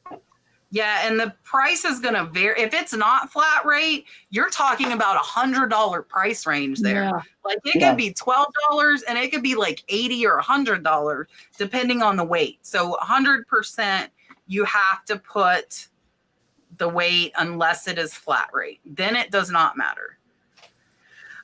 Shanae's Closet said, what are your tips for running markdown sales? So we talked about how long we did them, but they want to know frequency, the percent that you do, and if you think there's like a best day or time to start them. I mean, most people I know start on the weekends. I don't know if there's a best day or time. Frequency, I mean, we don't do it that often. We're very aggressive with sending out best offers. So when I send out best offers, I'm typically between 20 and 25% off is consistently what I'm sending out. So, I mean, if we were to do more sales than we do, it would probably be in that 20 to 25% off range. To me, that feels like enough to, it's not 50% or something crazy, but it's enough to, I think, get people interested. So that's typically how we do it. But frequency, I mean, I know people literally that have sales going on every day. And sometimes they might change the percentage and restart it and stop it. But literally nonstop sales. They're never not having a sale. Some people do weekends only, once a month, only big days of the year. But there's really no wrong answer. If you're okay with your margins on what you're paying for your stuff and you're making money and it's working, do it. Yeah, we don't run too many sales, like he said. Like I said, we do OBO on everything. So we're getting offers sent to us all the time. And then we send offers on specific amount that we can. And if not, if it's been up for a long time, we just take it right off of eBay and we throw it through whatnot. We usually typically get our stuff at so cheap that it kind of doesn't even matter. You always make your money in the buy. So we go to the bins a lot. We buy a lot of the Goodwill bins. So yeah. So it just all depends on your business model. Some people price their items higher than market value so they can run sales. So, so it looks like there's a discount on it. I price a lot of my items at market value or below. So I don't run sales that often, but when I do run sales, it's usually when my overall sales are slow, or if I know it's going to be a time of the year, like around like 4th of July, Memorial Day weekend, stuff where people are out of the house and are away, from the computers and out and about. That's usually when I run a lot of my sales, because typically those times of the year or those time frames are going to be slower because people are out doing things and they're not on their computer or at home, doing stuff. So I would recommend doing those. And I would say I would run it anytime you have a slowdown with your store. It's a good time to run a sale because you need to keep changing, to keep adapting, and to catch the algorithm and get things back moving again. But also to send out your best offers. I'm very strategic when I send my best offers. I usually send it around noontime where people are on lunch, or usually between 7 and 9 p.m. Eastern Standard Time, where people are home from work and they're done with their family. And what are you guys usually doing? You're sitting on your phone watching TV or doing something along those lines. So I try to be very strategic when I actually send out my offers. Yeah, so I'm one of the people that I hate. I mark everything up and I always have a sale going. When I go to antique malls and I see that, I'm like, oh, you sucker, but I am that person on eBay. So I mark everything up 30% and I run a 35% off sale, because in my experience, when I was running sales like 10% off, 15% off, it didn't get that much attention. Like I almost feel like people are numb to 10 and 15% offers. They're like, oh, whatever. But if you send them those 20 and 30% off offers, I think that helps. We are like Rod. We send offers once in the morning. We actually send them 3 times a day. So we send them once in the morning. Lynn sends them all when she comes in at 8:30, and then she sends them at 1:30 when she leaves, and then I send them before I go to bed. And I go to bed late. If you know me, you see me answering stuff at like midnight. I send them then. So then it would be like the first thing they see on their phone when they wake up in the morning. And then like Rod said, like those evening ones, they're, sitting, eating dinner. But yeah, that's what we do. We just do 3 times a day. But that's because we look at the time they're listed. When I used to send them from my phone, I would send them all throughout. Like soon as I saw them, because I'm like, oh, they just looked at my item. If I send the offer right now, then I'm more likely to get the sale. But I don't use that method anymore. Rocks to Be Me says, can eBay kick a seller off of the platform without warning? And if so, what circumstances would this happen? Oh, they could, yeah. For any, I mean, they don't even, I don't think legally have to have a reason. Not that they would just pick you randomly and kick you off, but I mean, if there was verifiable evidence that you were selling fake items and you knew it. I mean, there's a lot of things they could kick you off. I mean, most of us are not dealing with that kind of stuff, so I wouldn't make that one of the things you worry about. You're typically going to get, like with Vero stuff, you're going to get warnings and you're going to get leveled ups, suspensions 3, 7, and onward. So it wouldn't be something I worry about, but yeah, it is possible. I mean, there's probably dozens of reasons for them to do that, but it would be all pretty serious stuff that you would probably know it was coming. I would agree. I'd say probably either some illegal activity or selling fakes or something like that. That's my guess. Yeah, so you hit the nail on the head. Selling fakes and get you kicked off right away, or bootlegged items, things that aren't illegal items to sell, such as alcohol or drugs or anything like that, will get you kicked off right away. But there's actually another one too, and this actually happened to Daily Refinement. Unfortunately, with him, is he was actually selling super high-end one-off Nike shoes for $10,000, $20,000, $30,000, and Nike and bigger companies can actually ask for a chain of command, or where you actually purchase item. Do you have a wholesale license? Do you have this? And if you're doing big time money in certain things, this is the same thing why Amazon requires you to buy from a legit seller. Now, I'm not saying anything he was doing was illegal or anything like that. He was actually getting from legit sources and stuff like that. But Amazon will ask for chain of command, from an approved wholesaler, stuff like that. eBay can do the same thing and go through, if you're selling abnormally amounts of certain products and stuff like that, make sure you're getting from a legit source, that they aren't stolen or anything like that. If you cannot prove it, even if it's legit, they can automatically kick you off, regardless of how many sales you have and stuff like that. So keep that in mind. Most of the people on here are everything sellers, and we're selling one-off items. We're not selling, astronomical amounts of certain things. So yeah, so they can for any reason they want, and they don't have to tell you why. That just happened to somebody who emailed me. I'm not sure if it was you that sent me a message, because I just got a message a couple of days ago about this. Sometimes there's no way to know, and it sucks. I would message eBay for Business on Facebook, because I had somebody else that the same thing happened to, and they actually got their eBay back by going to eBay for Business.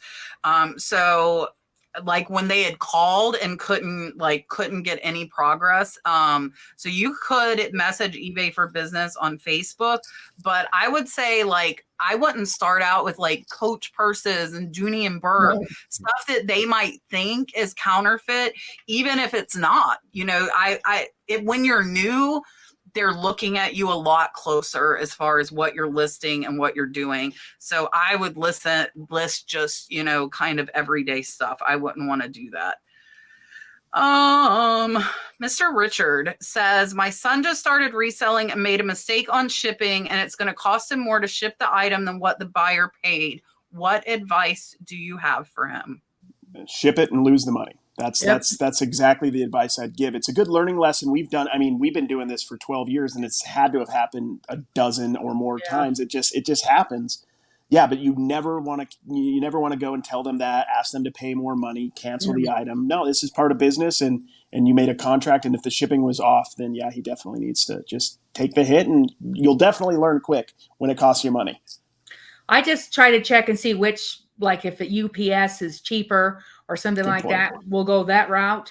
But if it's still going to be where I'm going to lose money, you just have to lose the money and take it as a lesson. I mean, there's really nothing you can do. And then I personally, when I do my listing, I will weigh the item before I list it, and I'll know exactly what the weight is. Eventually you can kind of figure it out as you sell similar items. But I still personally, even when I list on Whatnot, I will sit there and weigh every shirt, every item, to make sure that I have it right. Yeah. So just like Cary said, I said, you take it on the chin. It's a cost of doing business. You know, you don't want to mess up your account, especially being new. Any last thing you want to get is a brand new account, new to reselling, and have anything negative go against you because you are trying to build a business. Yeah. If they bought something that you have similar items in your store, the only workaround would be is you can actually reach out to them and say, hey, I saw you purchase this item. I have this. I have this other item in my store you may like. If you would like to purchase it, I can offer, combined shipping or something like that. And that might be a way to combine two items to get it be shipped out to save that money on there. But at the end of the day, most of the items you're selling is, if you're going to lose some money, it's going to get cents on the dollar for what you're trying to accomplish in the bigger scheme of things. Yeah, you pay to learn. That's the bottom line. When you lose money, you're going to tend to not do that or make that mistake again. Some people keep making it. I have some that I still I'm hard-headed, it happens. But you got to ship it and you learn from it and you don't make that mistake again. Lawrence Trombley wants to know, is Whatnot the future of reselling, or do you think it's another fad? And could you see eBay doing that style? They are. Yeah, here's what I think. And it's the same thing with short form video. Whether TikTok gets, thrown out and it goes away, short form videos are here to stay. And live auctioneering, it happened on YouTube forever. It happened on Instagram. Live selling is not going to go anywhere. Whether Whatnot, makes it or not, maybe eBay Live will take them out or something like that, is the question. But live selling is here to stay, and Whatnot has a lot of goodwill. They have a really, really good grasp on how to market it. They're doing a lot of things really, really well. So if they continue on the trajectory they're on, they're going to be the big dogs in it, probably even bigger than eBay when eBay finally gets involved doing the same thing. Well, eBay's already started doing it, right? Yeah, they're beta testing for eBay Live, which is, I think of this, guys. I've talked to a lot of people about this. Think of this. If I have 2,800 items on eBay. Imagine I just start an auction. I say I'm going to go live tomorrow at 2 p.m. on eBay Live, just like Whatnot. And then I'm just pulling from my store. People are looking through my 28 listings and say, hey, throw up that King Griffey Jr. rookie, throw up that t-shirt. The listing pops up on the screen and I can sell it. I'm like, I have this listed at $25. OBO, I'll start it at $10 on auction or $12 or whatever. That's powerful. If they can figure that out, that would be something that Whatnot couldn't compete with right now. Yeah. I say Whatnot is the future, but eBay's going to be trying to definitely compete with it. The one benefit I love about Whatnot is they take the money right when you buy the item. And yes. I love that. And then we get paid out for all of it directly right after. So we're more than happy with Whatnot. But if eBay can do the same thing, I think they would kick Whatnot's butt, because with the far as reach as eBay has, as long as they have all their ducks in a row, they're definitely going to give Whatnot a run for their money. So Whatnot was the evolution of Facebook Lives, Instagram Lives, where people were selling items, and is the evolution of reselling. And Poshmark has now started doing it. Other platforms, don't be surprised you start seeing Etsy start doing it, Cary, all these other platforms, because Whatnot is the original. They are the first, so they will be here to stay. Just like anything else, when you're the first, you set the market at that point in time, unless you do something big to mess that up. But that company has hundreds of $millions of backing it right now, and they are here to stay if you like it or not.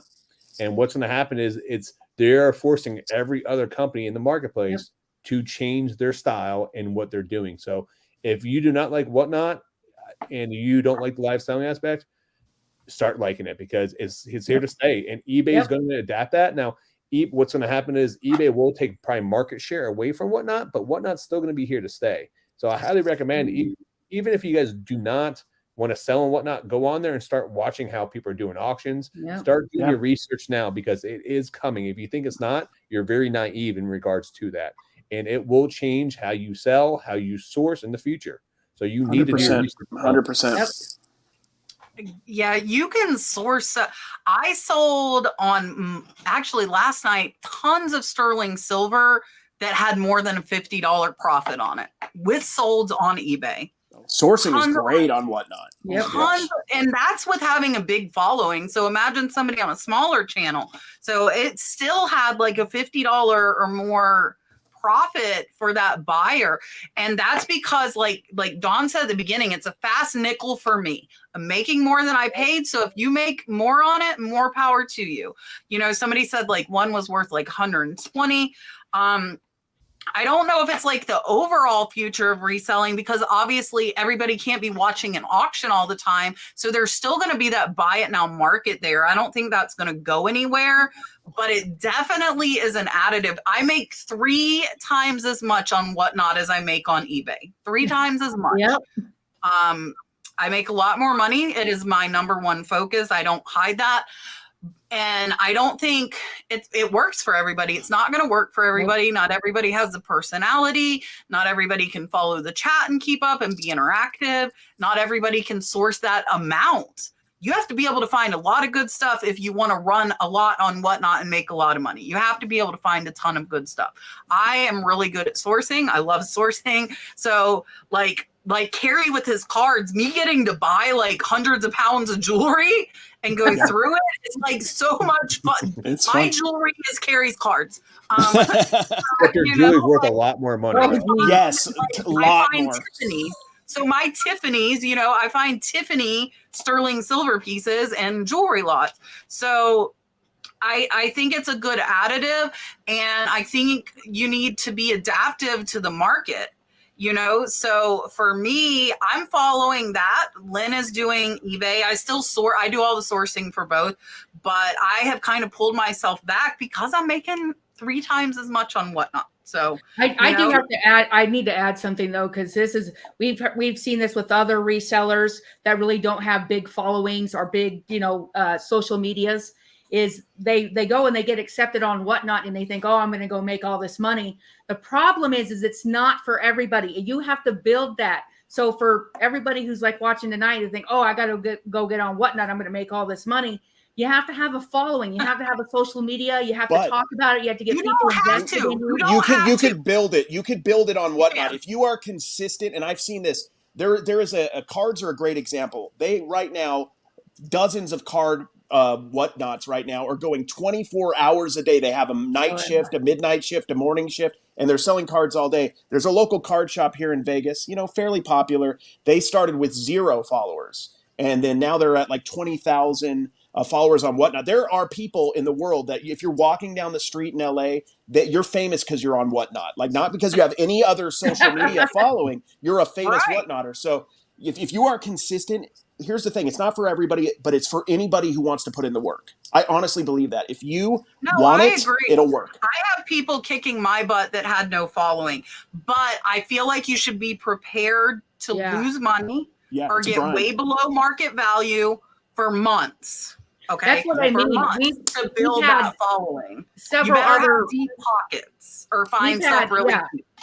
We've had several other resellers, or you know, that didn't, but they're telling us they're, you know, they don't want to sell their item for $1 or sell their item for $2 or have everything put at, you know, basically half of eBay or whatever to make some money, and then nothing sells. So they quit. We've known a lot of people that just quit. It's acquisition. You have to persist. You have to persist. Dawn, and she's one of my followers. I didn't know it. Not that Dawn. Her name is Sanford and Son on Whatnot, and she's a jewelry seller, and she has more followers than me, and she has no social media, guys, none. But she brings amazing jewelry to the table every single night. She does fun stuff. She does a claw game where her hand is the claw. You bid on a handful of jewelry. You can pick blue jewelry, green jewelry, and you can pick the color. It goes to $60 to $70 for a handful every single time. I've tried to win it for cheaper. I cannot. So you make the fun, you make the games, you know, you got to think outside the box to do that following. Doing giveaways, build your following. A lot of people have been doing giveaway only shows that I know for a fact are not sponsored by Whatnot. And that's because they're growing their following. They're paying for that advertising to grow their following by giving away everything the whole show. So you have to be prepared to invest time, invest money, and possibly lose money to build it. So it's how bad do you want it? You know, how bad do you want it? It's a very interesting site too, because it has that Instagram, TikTok, social media part of it, the following that you can grow. And honestly, I feel like it's a bit of a land grab right now. If you're willing to put in the work, you may set yourself up on Whatnot for a decade or however long hopefully it's relevant for decades and decades. But if you're willing to put that work in, think of, losing a little money here and there. Hopefully you're buying stuff like we buy at the bin, so it's hard to lose even if we sell it at $2. Yeah. But think of it as acquisition costs. Any kind of business is willing to sometimes pay a few dollars to get a follower, to get somebody to start seeing what they're doing. And a lot of those people could end up being the people that help you grow, because they're at your auction every week. Kevin, I'm sending you a bill. It's $500 a sip. He's got the money. Milk it. He's got it. You came on to say goodbye to me, Cary. Pick which one you would like me to highlight, my friend. It's ridiculous. I got this at the Prison to Profit convention. I found it in the bins there. It was a free gift. So $500 a sip, Kevin. I'm going to send you a bill. Leroy Blood, Sweat, and Cell, who sent us a $2 super chat, was at the bins at the Prison to Profit convention when I got that cup. Leroy, how do you follow these two amazing guests? Our amazing moderators are putting links to their channels in the chat. And I have put links to their channels in the description. And they're both on Instagram under the same name. So yep. Leroy is old school, so I'm giving Leroy my old school dolphin. Here you go. Super chat.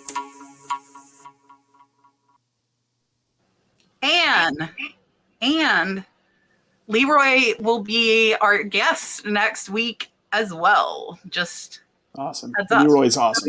Two of them. I think Mikey was in here too. Mikey is the third. Mikey Bags of Money is going to be my co-host. Yeah. So everybody has been here. Miss Cindy says, I have no trouble sourcing for items that sell in the $15 to $25 range, but I'm stumped on where to best source items that sell for at least $40. I sell a range of items, but no electrical or mechanical items. Well, first off, I live in that $25 and under range. Honestly, that's where most of my store is. And a lot of people I know, that's a lot of their majority of their stuff is that bread and butter stuff. But one place I like that I've always really enjoyed is going to live auctions. You can get, there are a lot of them are online now. But I was an auctioneer in Utah for years, and people were getting boxes, tables full of stuff for pennies on the dollar. So live auctions are a really good place that I don't feel like everybody's utilizing in this business. It's one of my favorite places to source for the higher end stuff. I'd probably say Facebook Marketplace. I'd look on there. Yard sales, of course. We try to avoid electrical stuff now. Yeah, I don't like. We don't even want to deal with it. I mean, we've had stacks of VCRs and all that stuff, and we just gave it away before we moved down here. We don't want to deal with certain things anymore. So I'd say yard sales, Facebook Marketplace. That's pretty much keep watching videos too and learn about different things. Like Kat has amazing videos on teacups, all sorts of things that you might not realize are as valuable as they are, and they're everywhere when you're outsourcing. So another thing we'll do is if you're having a hard time sourcing bigger items, is combine those $15 to $25 items into lots, and you can actually get a higher price range for those items. So if the items are $25 each, you put them up for $40. They're getting a discount. You might sell those faster too. So less shipping too. Yeah, and with shipping. So it might be a better, if you, instead of beating around the bush trying to find bang your hand against the wall trying to find these bigger items. Sometimes you can only depending where you live, you get what you get. That's part it is. Or source online if you can't find stuff in that area would be another good range on them. But if you look, most items that do sell on eBay are they say like the area where they have the highest sales. I think it's between $10 and $25, I think, is actually what is the most items that do sell on eBay. So, if you're selling a lot of those items, you're not in bad position. Yeah, I agree. $25, $25. That adds up pretty darn quick. Yeah. I'll source $25 items all day long, even $15 items. For the higher dollar items, most of my high dollar stuff comes from online estate auctions. That is where almost all of it comes from. I do occasionally, like the coffee mugs I showed earlier. I found those when I was thrifting down in Key West. Those are $150 mugs that I found at Salvation Army. You'll find stuff like that at the thrift store, but depending on your area, you're not going to find it often. That's the main thing, really. Yeah. Listen, buddy. There you go.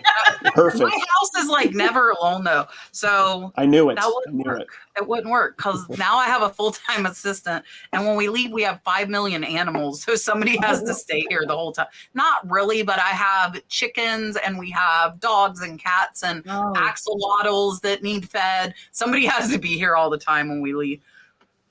Rose sent a $3 super sticker. Thank you so much. Here is your dolphin.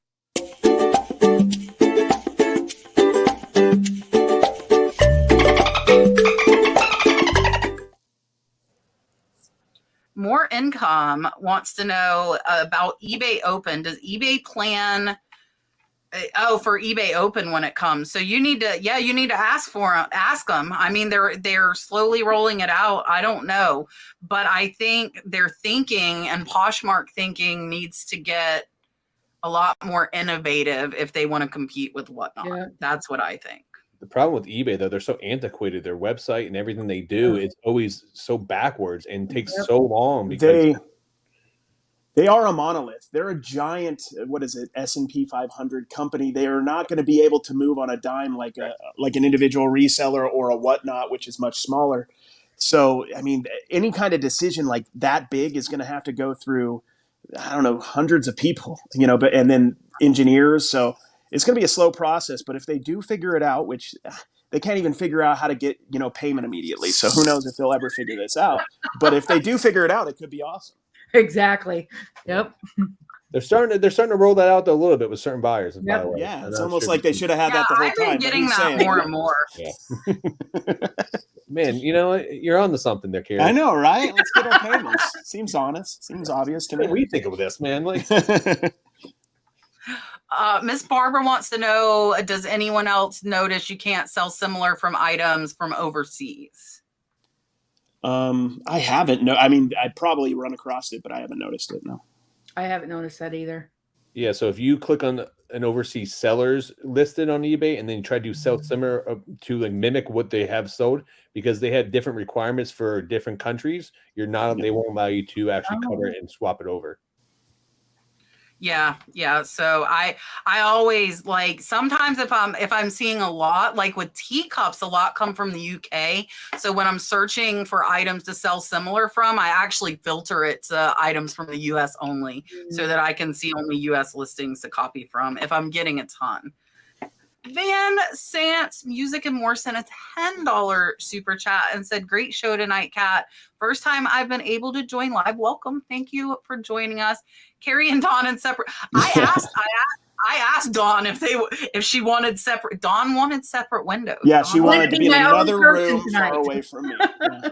She wanted to be herself.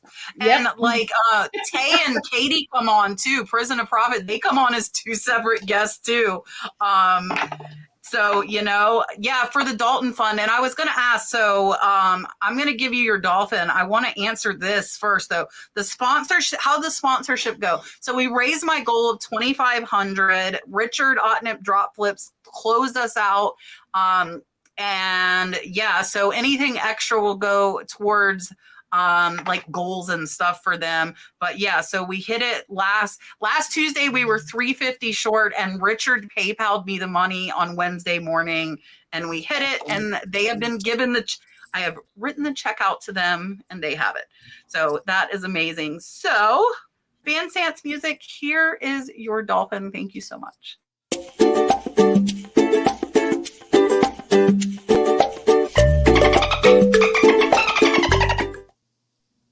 Dun, dun, dun, dun. Let's see. Jake the Thrifter says, "I'm able to sell on Whatnot, but I don't have fast enough internet speeds to be able to go live. I live in the middle of nowhere. Anyone have any ideas?" I know somebody else. In the middle of nowhere. I knew them coming. Yeah, I know somebody who's in Kevin lives in the middle of nowhere. Yeah, Kevin, he actually went, he didn't do it till he had people. He was at an Airbnb and had people to do all the work for him. He doesn't like doing that part. He doesn't like the business part of the business.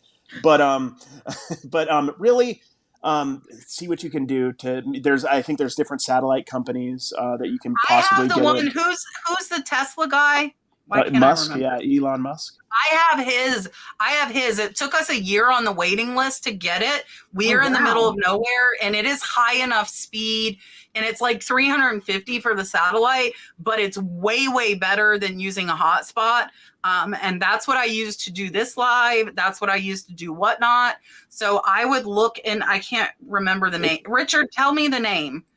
They're Who knows? also Starlink. Here, look for Starlink and apply for that. There's a wait list sometimes, but that is enough. Or like Cary said, you can hire people like Kevin and go to Airbnbs. Where there's a will, there's a way. Though.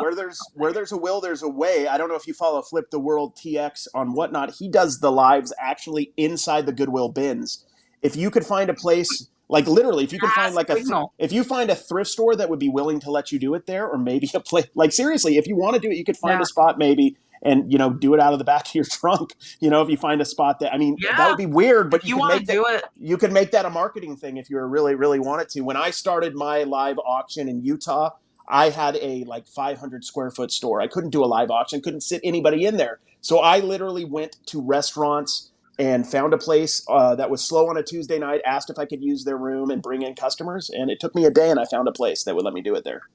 So actually, to piggyback off that, there's offices. So there's joint offices in every major city, and and you can actually go and you pay like a $75 fee or $100 fee. You can actually go there and work at the office, and then you can actually get a separate room in that office and use their Wi-Fi, their space.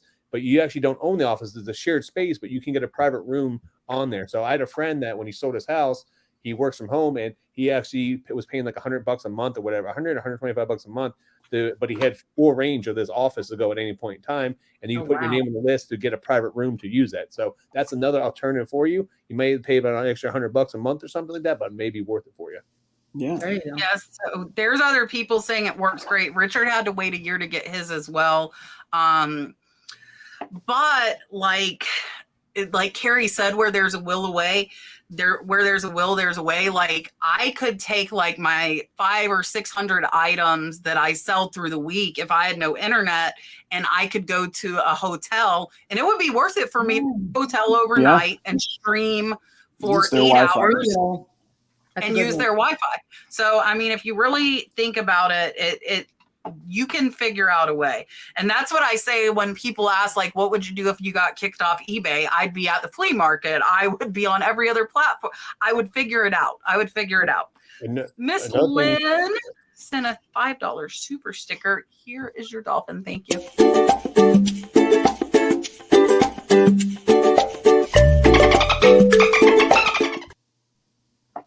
Dun, dun, dun, dun.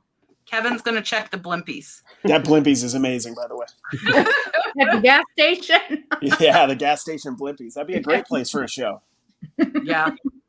Patricia, does eBay on PayPal? Not anymore. There's no correlation between them anymore, but there used to be.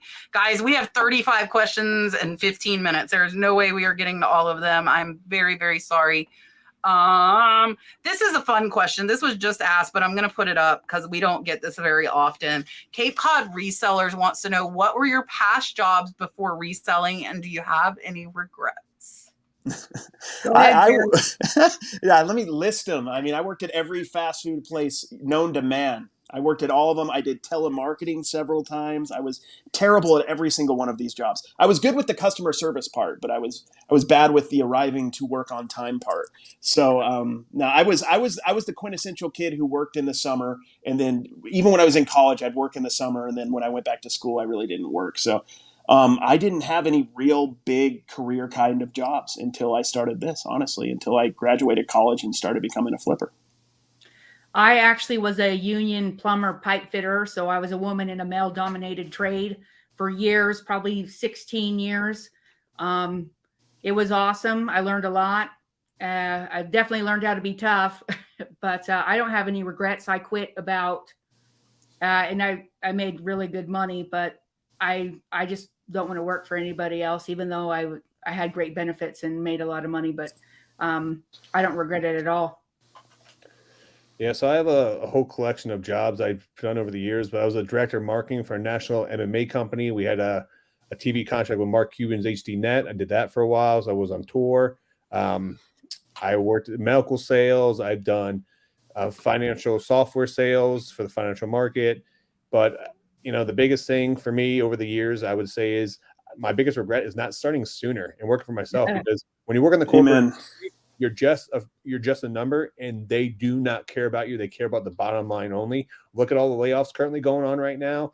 I mean, they just hitting their margins for their stockholders. Has nothing to do. Does eBay need to lay off 500 people? No, they can keep 500 people. They make enough money on there, but they're doing it for their stockholders. So show more profit. Yeah, it's all about profit, man.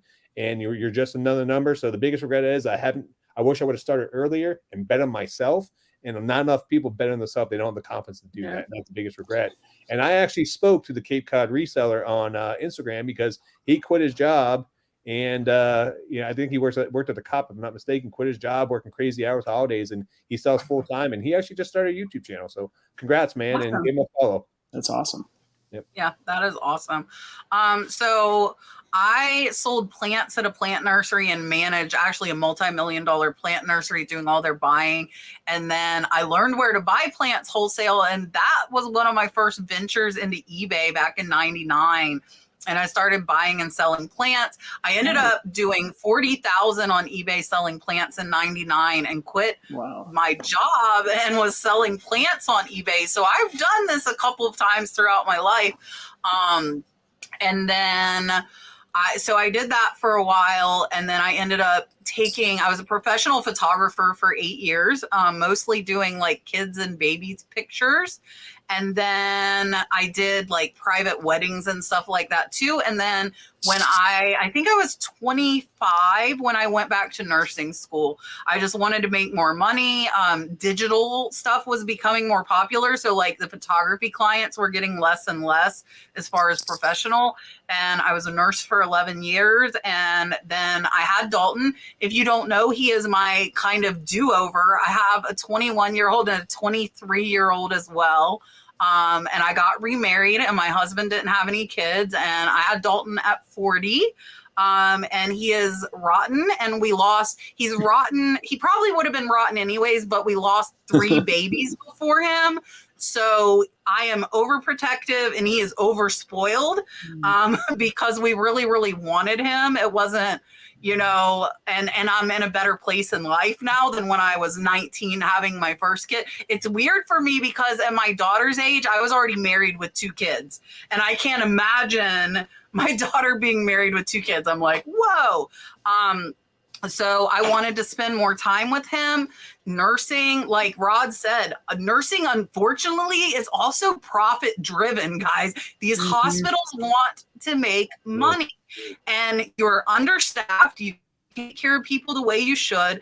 I love nursing, but I didn't like having to choose what I could do. And when multiple things needed to be done, I could not do them all. We did not have the staff. So do I have any regrets? No. I think all of that has kind of accumulated to make me what I am today. So I really don't have any regrets. I worked up to where I'm at today, and I'm happy with it. Yeah. Like everybody's saying, I mean, you got to do what works for you. I have never in my life stayed at a job I was miserable at, except nursing was the only one, because all the other jobs before that, I didn't make enough to care. Like if I didn't like it, I quit. Like, peace out, bye. But nursing, when you're making, 60, 70,000 a year and you're the sole support of your family, it's hard to just walk away. So I had to plan. I had to build my business up to where I knew I was making enough income before. That was the first time I was miserable and couldn't walk away. But yeah. Like rocks to me, be me. I got fired after 30 years as a corporate executive. And if you're determined, you will make it happen. I guarantee you 100%. And a lot of people ask us, like, do you need social media? Absolutely not. I would have been making a lot more money on eBay without social media distracting me from it. I would have been doing better. It is a bit of a distraction, that's for sure. Whatnot is not the same. Whatnot is the opposite. Whatnot, my time and effort for years on YouTube is now paying me on Whatnot. So, it's complete opposite, but I don't regret any of it. I really don't. I think I'm where I need to be in life, and you just keep rolling with it. Listen, I haven't sold my scrubs yet. This week I plan on pulling them out of my closet. My daughter's like, why do you still, I quit a year ago and they're still in my closet, and scrubs sell for a lot of money. So I need to get my scrubs out of my closet. Karen on Facebook said she's a recently retired nurse. I've been collecting lots of vintage costume jewelry and vintage kitchenware. The whole question didn't come through, but I think she's talking about collecting tax on used items. So if you're selling on an online platform, one of the big ones, eBay, Etsy, Cary, they're going to collect it for you. So you don't need to worry about it. If you're selling in person, you'll need to get a resale certificate, and you'll need to report the sales tax, or if you're selling at the flea market. But if you're selling only online, almost all the platforms now in most states, I think there might be 2 that still don't collect, but in most states, they're going to do it for you, which is a game. My accountant loved that so much, because that was what he hated to do, was collecting the sales tax for different counties in the state. Or you could be lucky enough. I think there are 2 states that don't have state sales tax. There are 2. Yeah. So you could be lucky and be in one of those. Lynn wants to know on Whatnot, is the first order discount, I think she's talking about our super links where they get a $15 credit. And is it good with any seller order, and how do they use it? Cary, you have the same link. Do you want to explain it? The credit you have is good with any seller. You can use it with the person that I guess introduced you to the link, or anybody or any sale you want to. It doesn't cover shipping, though. That is one important note. So if you have a $10, $15, whatever credit you have, it takes that off the price, and then you just get charged shipping. Yeah, I believe if you're a first-time buyer, it comes off on the first purchase, but you do have wherever that is. It can be with anybody. Though. It can be with anybody. Exactly. It doesn't have to be from the person's link you used, but you do pay shipping, because we get our credits, and when I go in other people's auctions and I buy, they take out the shipping, and then that's it. Yes, that's correct. I did do that. I've tried to block him. He has so many pages. It's hard to keep up with. Yeah, he's constantly spamming me. Yeah. Did you see his text? He sent a text? No, I missed it. It came over your computer. I'm sure it's supportive and nice. No, he said you need to hustle your supply hut. Oh, yeah, no, I mentioned the supply hut thing, but first off, Kat has her own stuff. I don't want to be. I already felt bad about doing that earlier. He was supposed to help me with supply hut, and he didn't. So I should charge him $1,000 a sip. I know, right, Kevin? You're scrounging with that link, man. Totally. Kevin's always just thinking about money. Yeah, that guy. Scott said he's telling Brooke that I felt like I needed a do-over. Brooke, when Brooke takes Dalton to the store, they think he's her kid. They look alike. The 2 of them look alike. They both have blonde hair and green eyes. She gets so mad because Dalton, they are 100% brother and sister, even though they're 17 years apart. He doesn't want to listen to her. He's like, "You're not my mom. It doesn't matter that she's an adult." He's like, and so they go to the store. If she makes him mad, he screams, "You're not my mom." And she's like, "Dude, you're going to get me arrested." It's absolutely, it's hilarious.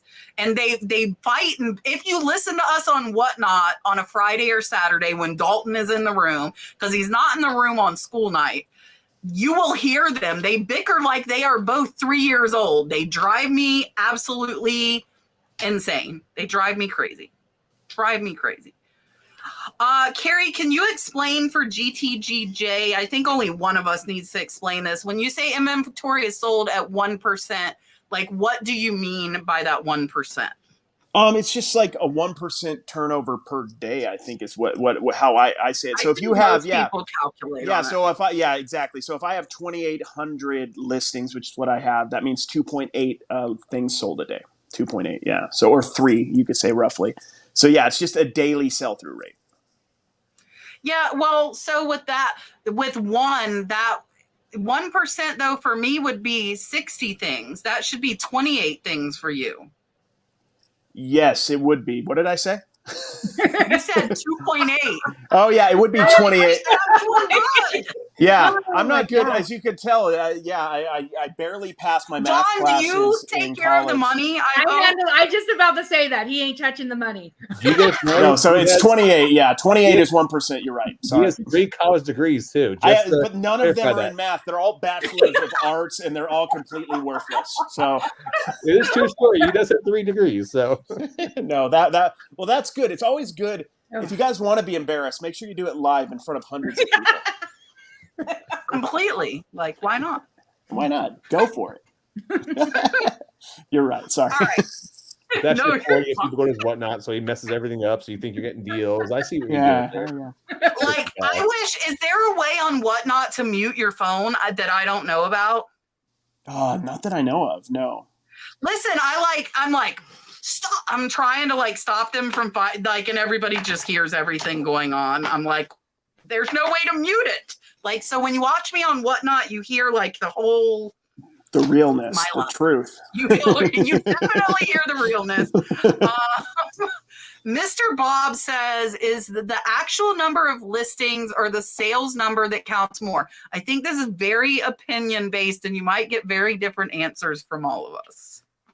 So is the actual number of listings or the sales number? Do you think you matter how many you have listed or how many sales you get? I think the ultimate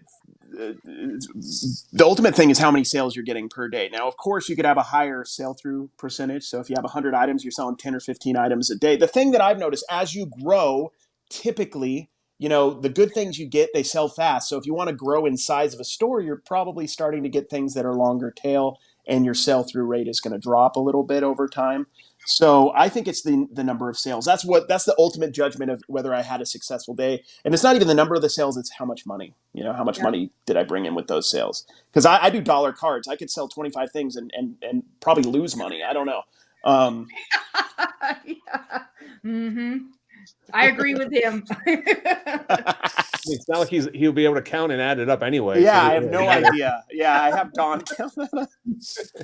But at the end of the day, I mean, the biggest thing is the amount of money that you're listing on eBay and the amount of money you're selling on eBay. So it doesn't matter. I have seen sellers that have, 50 items listed that have 100 items sold, and they're doing $20,000-$30,000 because they're selling big dollar items. I've worked one-on-one with some sellers that have 1,000 items listed, and they're only selling 20, 30 items too. So at that point, the biggest thing that comes down to the day is you want to keep listing, lots of items on eBay, but also you have to get those sales as well. So it's going to come down to sales, because if you're just listing stuff on eBay and not getting sales, you're just having a storage unit. Yep. Yeah. I think Cary was right. I think neither one of them matter to me. It's the dollar amount. Am I making what I need to make? And right now, and I will be completely transparent about this, eBay is a wash. With paying the salary out to Lynn and the cost of the items, I am pretty much maybe making a couple hundred a week because I'm paying somebody a decent full-time salary. And she's not as fast as me, so she's not getting as much as I was getting done when I was putting effort into eBay. It will eventually get to that, and I think you need to know that if you hire employees, it will take time for them to pay for themselves. They have to learn, they have to get better, they have to get faster. So right now, the only thing that matters for me is that eBay is breaking even because I'm making money on Whatnot. Again, complete transparency. I'm making money on Whatnot. I hope eBay, we're still making over $10,000 a month, but again, like I have to pay her Social Security, I have to pay her FICA, I'm paying her a good hourly salary plus bonuses. So it for me, I'm happy right now if it breaks even and it continues hopefully to grow. Right now we're down 12% over last month. So it's rough going on eBay for us right now. But if it was just Lynn doing it, she would be good. She would be fine. But I got a question for you. So do you find yourself sourcing differently now since you have an employee that you're trying to get more higher end dollar items? This is a good question for the people in the chat that are thinking about getting an employee. You are going to source differently now, or list higher end items because you do have to pay her the extra salary now? So I am only sourcing for videos right now for my catch treasure hunting. I'm not actually sourcing above that except for Whatnot. Now, when I have, because she's still going for my death pile, and I think that's another reason sales are down, is because my death pile is stuff I passed over listing for a reason, because it's probably lower valued items. But I want to move through it, and I think they are worth listing. But yes, when I get back to sourcing again, we still have a decent pile. Plus, I'm putting out 2 videos a week on catch treasure hunting, and I don't leave stuff. I can't. Like, I filled up 2 garbage bags at Salvation Army in Key West, and I was 9 hours from home, and I had to pay my daughter to rent her trunk. And yes, she's money driven like me. She made me pay her to rent her trunk to bring my stuff home. Respect. Respect. My daughter is very much like me. So I can't leave like those $15 items. Like, I'm like, if I'm paying $2, it sells for 15, I'm getting it. So Lynn has been listing my thrift finds and hasn't touched the death pile since I came back from the Keys. And then in Miami, I filled the whole back seat of the truck. So yeah, I probably should slow down, but I can't. But I'm sourcing to make content for people to watch, and I was doing the thrift boxes, but I'm not anymore. And we're also selling a few things direct sales. So that's another kind of, and I'm going to talk about that on my next What Sold. So there are benefits to those of us who are YouTubers. You know, we are going to get some viewer sales. Like with the thrifting videos, I'm getting direct sales. I know like Tiffany Thrifting Vegas and Danny get a ton of direct sales. I got, I think, 2 off the last video. Just to, again, be completely transparent. Andy, I don't know if you're still here. I highlighted this at 8:17 because I haven't seen Andy in forever, and I wanted to say hi, but he's probably gone by now. It's 2 hours later. So that is how far we got in the chat. We're going to do one more question. We have 24 unanswered questions. So make sure you get here, put your questions in at like 7:30 or right at 8 when we start, if you want to make sure we're going to get to them, because we get like 450 to 500 people in the chat every week. And some weeks we get through all the questions still, and other weeks like this week, we have 25 of them still sitting there. And I know Rod says it every time. He says it every time. You can shoot him a message on Instagram. He will help you. I still answer all comments and questions as well. So last question of the night from Ricochet Vintage Find. She said to the chat, but I think this is a good question for us to answer as well. She wants to know, do you promote when you list, or do you wait a few days and then promote? I promote when I list. I don't promote everything. I don't promote like all my cards. Some of them I do, not all of them, but I promote when I list, mostly because I'd forget to go back and promote them in a couple days. So I just like to do it when I'm listing. Yeah, we pretty much promote most things when he lists. But then we also have the OBO at all times too. So it's beneficial that way. Yeah, and I promote everything, but I have dropped it to trending.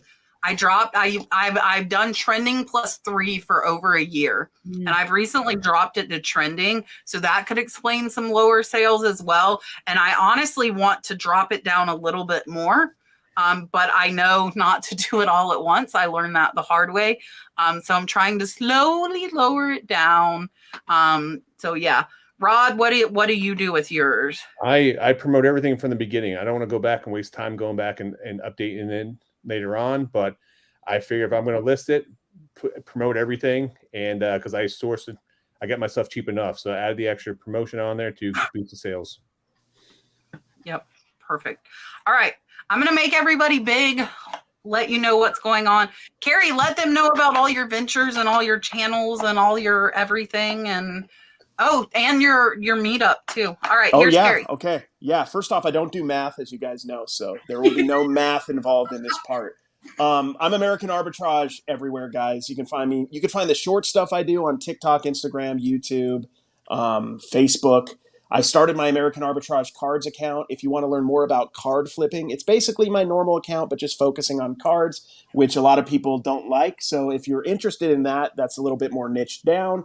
And yeah, we have our Trash to Cash Bash get together this April. It's going to be the 21st and 22nd. We're going to have a nice dinner together. We're going to go to the bins. You guys are going to just basically attack the bins with me. We're going to just intimidate everybody. We're going to bring hopefully hundreds of people in, and then we're going to freak everybody out. It's going to be fun. So we're looking forward to that, guys. It's going to be a blast, and we'd love to see you in Vegas if you can make it. If not, we'll do it again in the future. So how do they, are there tickets for that? How do they get that? Good point. There are tickets. I don't have the link with me, but if you look on Trash to Cash, if you go comment on our YouTube, you can ask that, and we can give you the link, or you can DM me on Instagram, and I will send you direct links. Or Commonwealth Picker. Or Commonwealth. He knows everything, and he's just probably going to ask Kevin everything. Yeah, he's going to charge you more though, guys. Just so you know, we don't see any of this money. Apparently, money's being made. We don't see any of it. All right, here's Dawn. Yeah, I'm Lady Arbitrage, and I'm on TikTok, Instagram, Facebook, whatnot. But we sell through Cary's. I just do mostly all the shorts. That's where I don't have any links or anything. I'm not hooked up with Kevin. I'm not that tight with Kevin yet. That's where Cary. And yes, I handle the money. But one thing I do want to say is today is my son's 30th birthday. And I want to tell him happy birthday, Shadow. Happy birthday, Shadow. Happy birthday, Shadow. I can't sing, or I would sing. We had who'd we have on that was singing? I think it was Jeffrey was singing to everybody amazingly. All right, Rod, what's going on? So I just dropped a new video today. I put out new video content every Tuesday and Wednesday. Go on Yard Sales Flea Market, so check it out. You can also find me on Instagram and on Facebook. If there was a question that we were not able to answer today, if you guys have additional questions, my DMs are always open. I'm here to help, and I'm good at math, so don't worry. I can add. So feel free to reach out to me. Make sure you guys go to my channel, like, subscribe. Last week I was trying to hit 100,000 subscribers on YouTube so I could fight Jake Paul, but we fell about 70,000 short. So please make sure you guys like and subscribe my channel. There we go. Yeah, so I am live. I actually have behaved. I went down to 5 shows a week instead of 6. I was like, I need to take a break. So we're live. I took Sunday off. I'll probably take Saturdays or Sundays off. I don't know why. Sales are lower on the weekends for me on Whatnot. So I will be live tomorrow, Thursday, Friday. If you like hearing Dalton and Brooke bicker, Friday and Saturdays are the days to join. We might do some of Dalton's artwork either Friday or Saturday. He made a bunch of paintings he wants to sell. If you want to buy me and Dalton's little painted pendants, just message me on Instagram or email me. I'm selling them. You can tell me what color. These are ones that I made for people already, and they're for sale on Whatnot. I have went to all $2 starts on Whatnot, no matter what it is. We started Tiffany Starfish at $2. I went up to $5, $10, and $20 starts, and now I have went back to $2 starts on every single thing, no matter what it is. I lied. My husband's woodworking stands, I do not have permission to start those at $2. So those start at $15 and $20, but my pendants start at $2. But I will tell you, they go over 30 on Whatnot, 25, 30, and I sell them direct for 25. So anyways, catch treasure hunting. If you haven't subscribed, I'm getting close to 7,000 subscribers on that channel. So if you would check out my second channel, I would appreciate it. I am also available on Instagram as well. If you would like to message me, I will have a video out of my top high dollar sales on Thursday. And next week, Rod is getting married, so Rod will not be here. Yay. Mikey, yay, Rod, congrats. I almost said Rod would be my co-host. Rod will not be my co-host next week. Mikey Bags of Money is filling in for Rod, and we will have Leroy Blood, Sweat, and Sell On with us, as well as the famous Scott Cha-Ching King, who has promised us a peasant super chat. Scott? Yes. So we will see you guys all next week. Thank you all for coming. Have a great night. Bye for now. See you guys.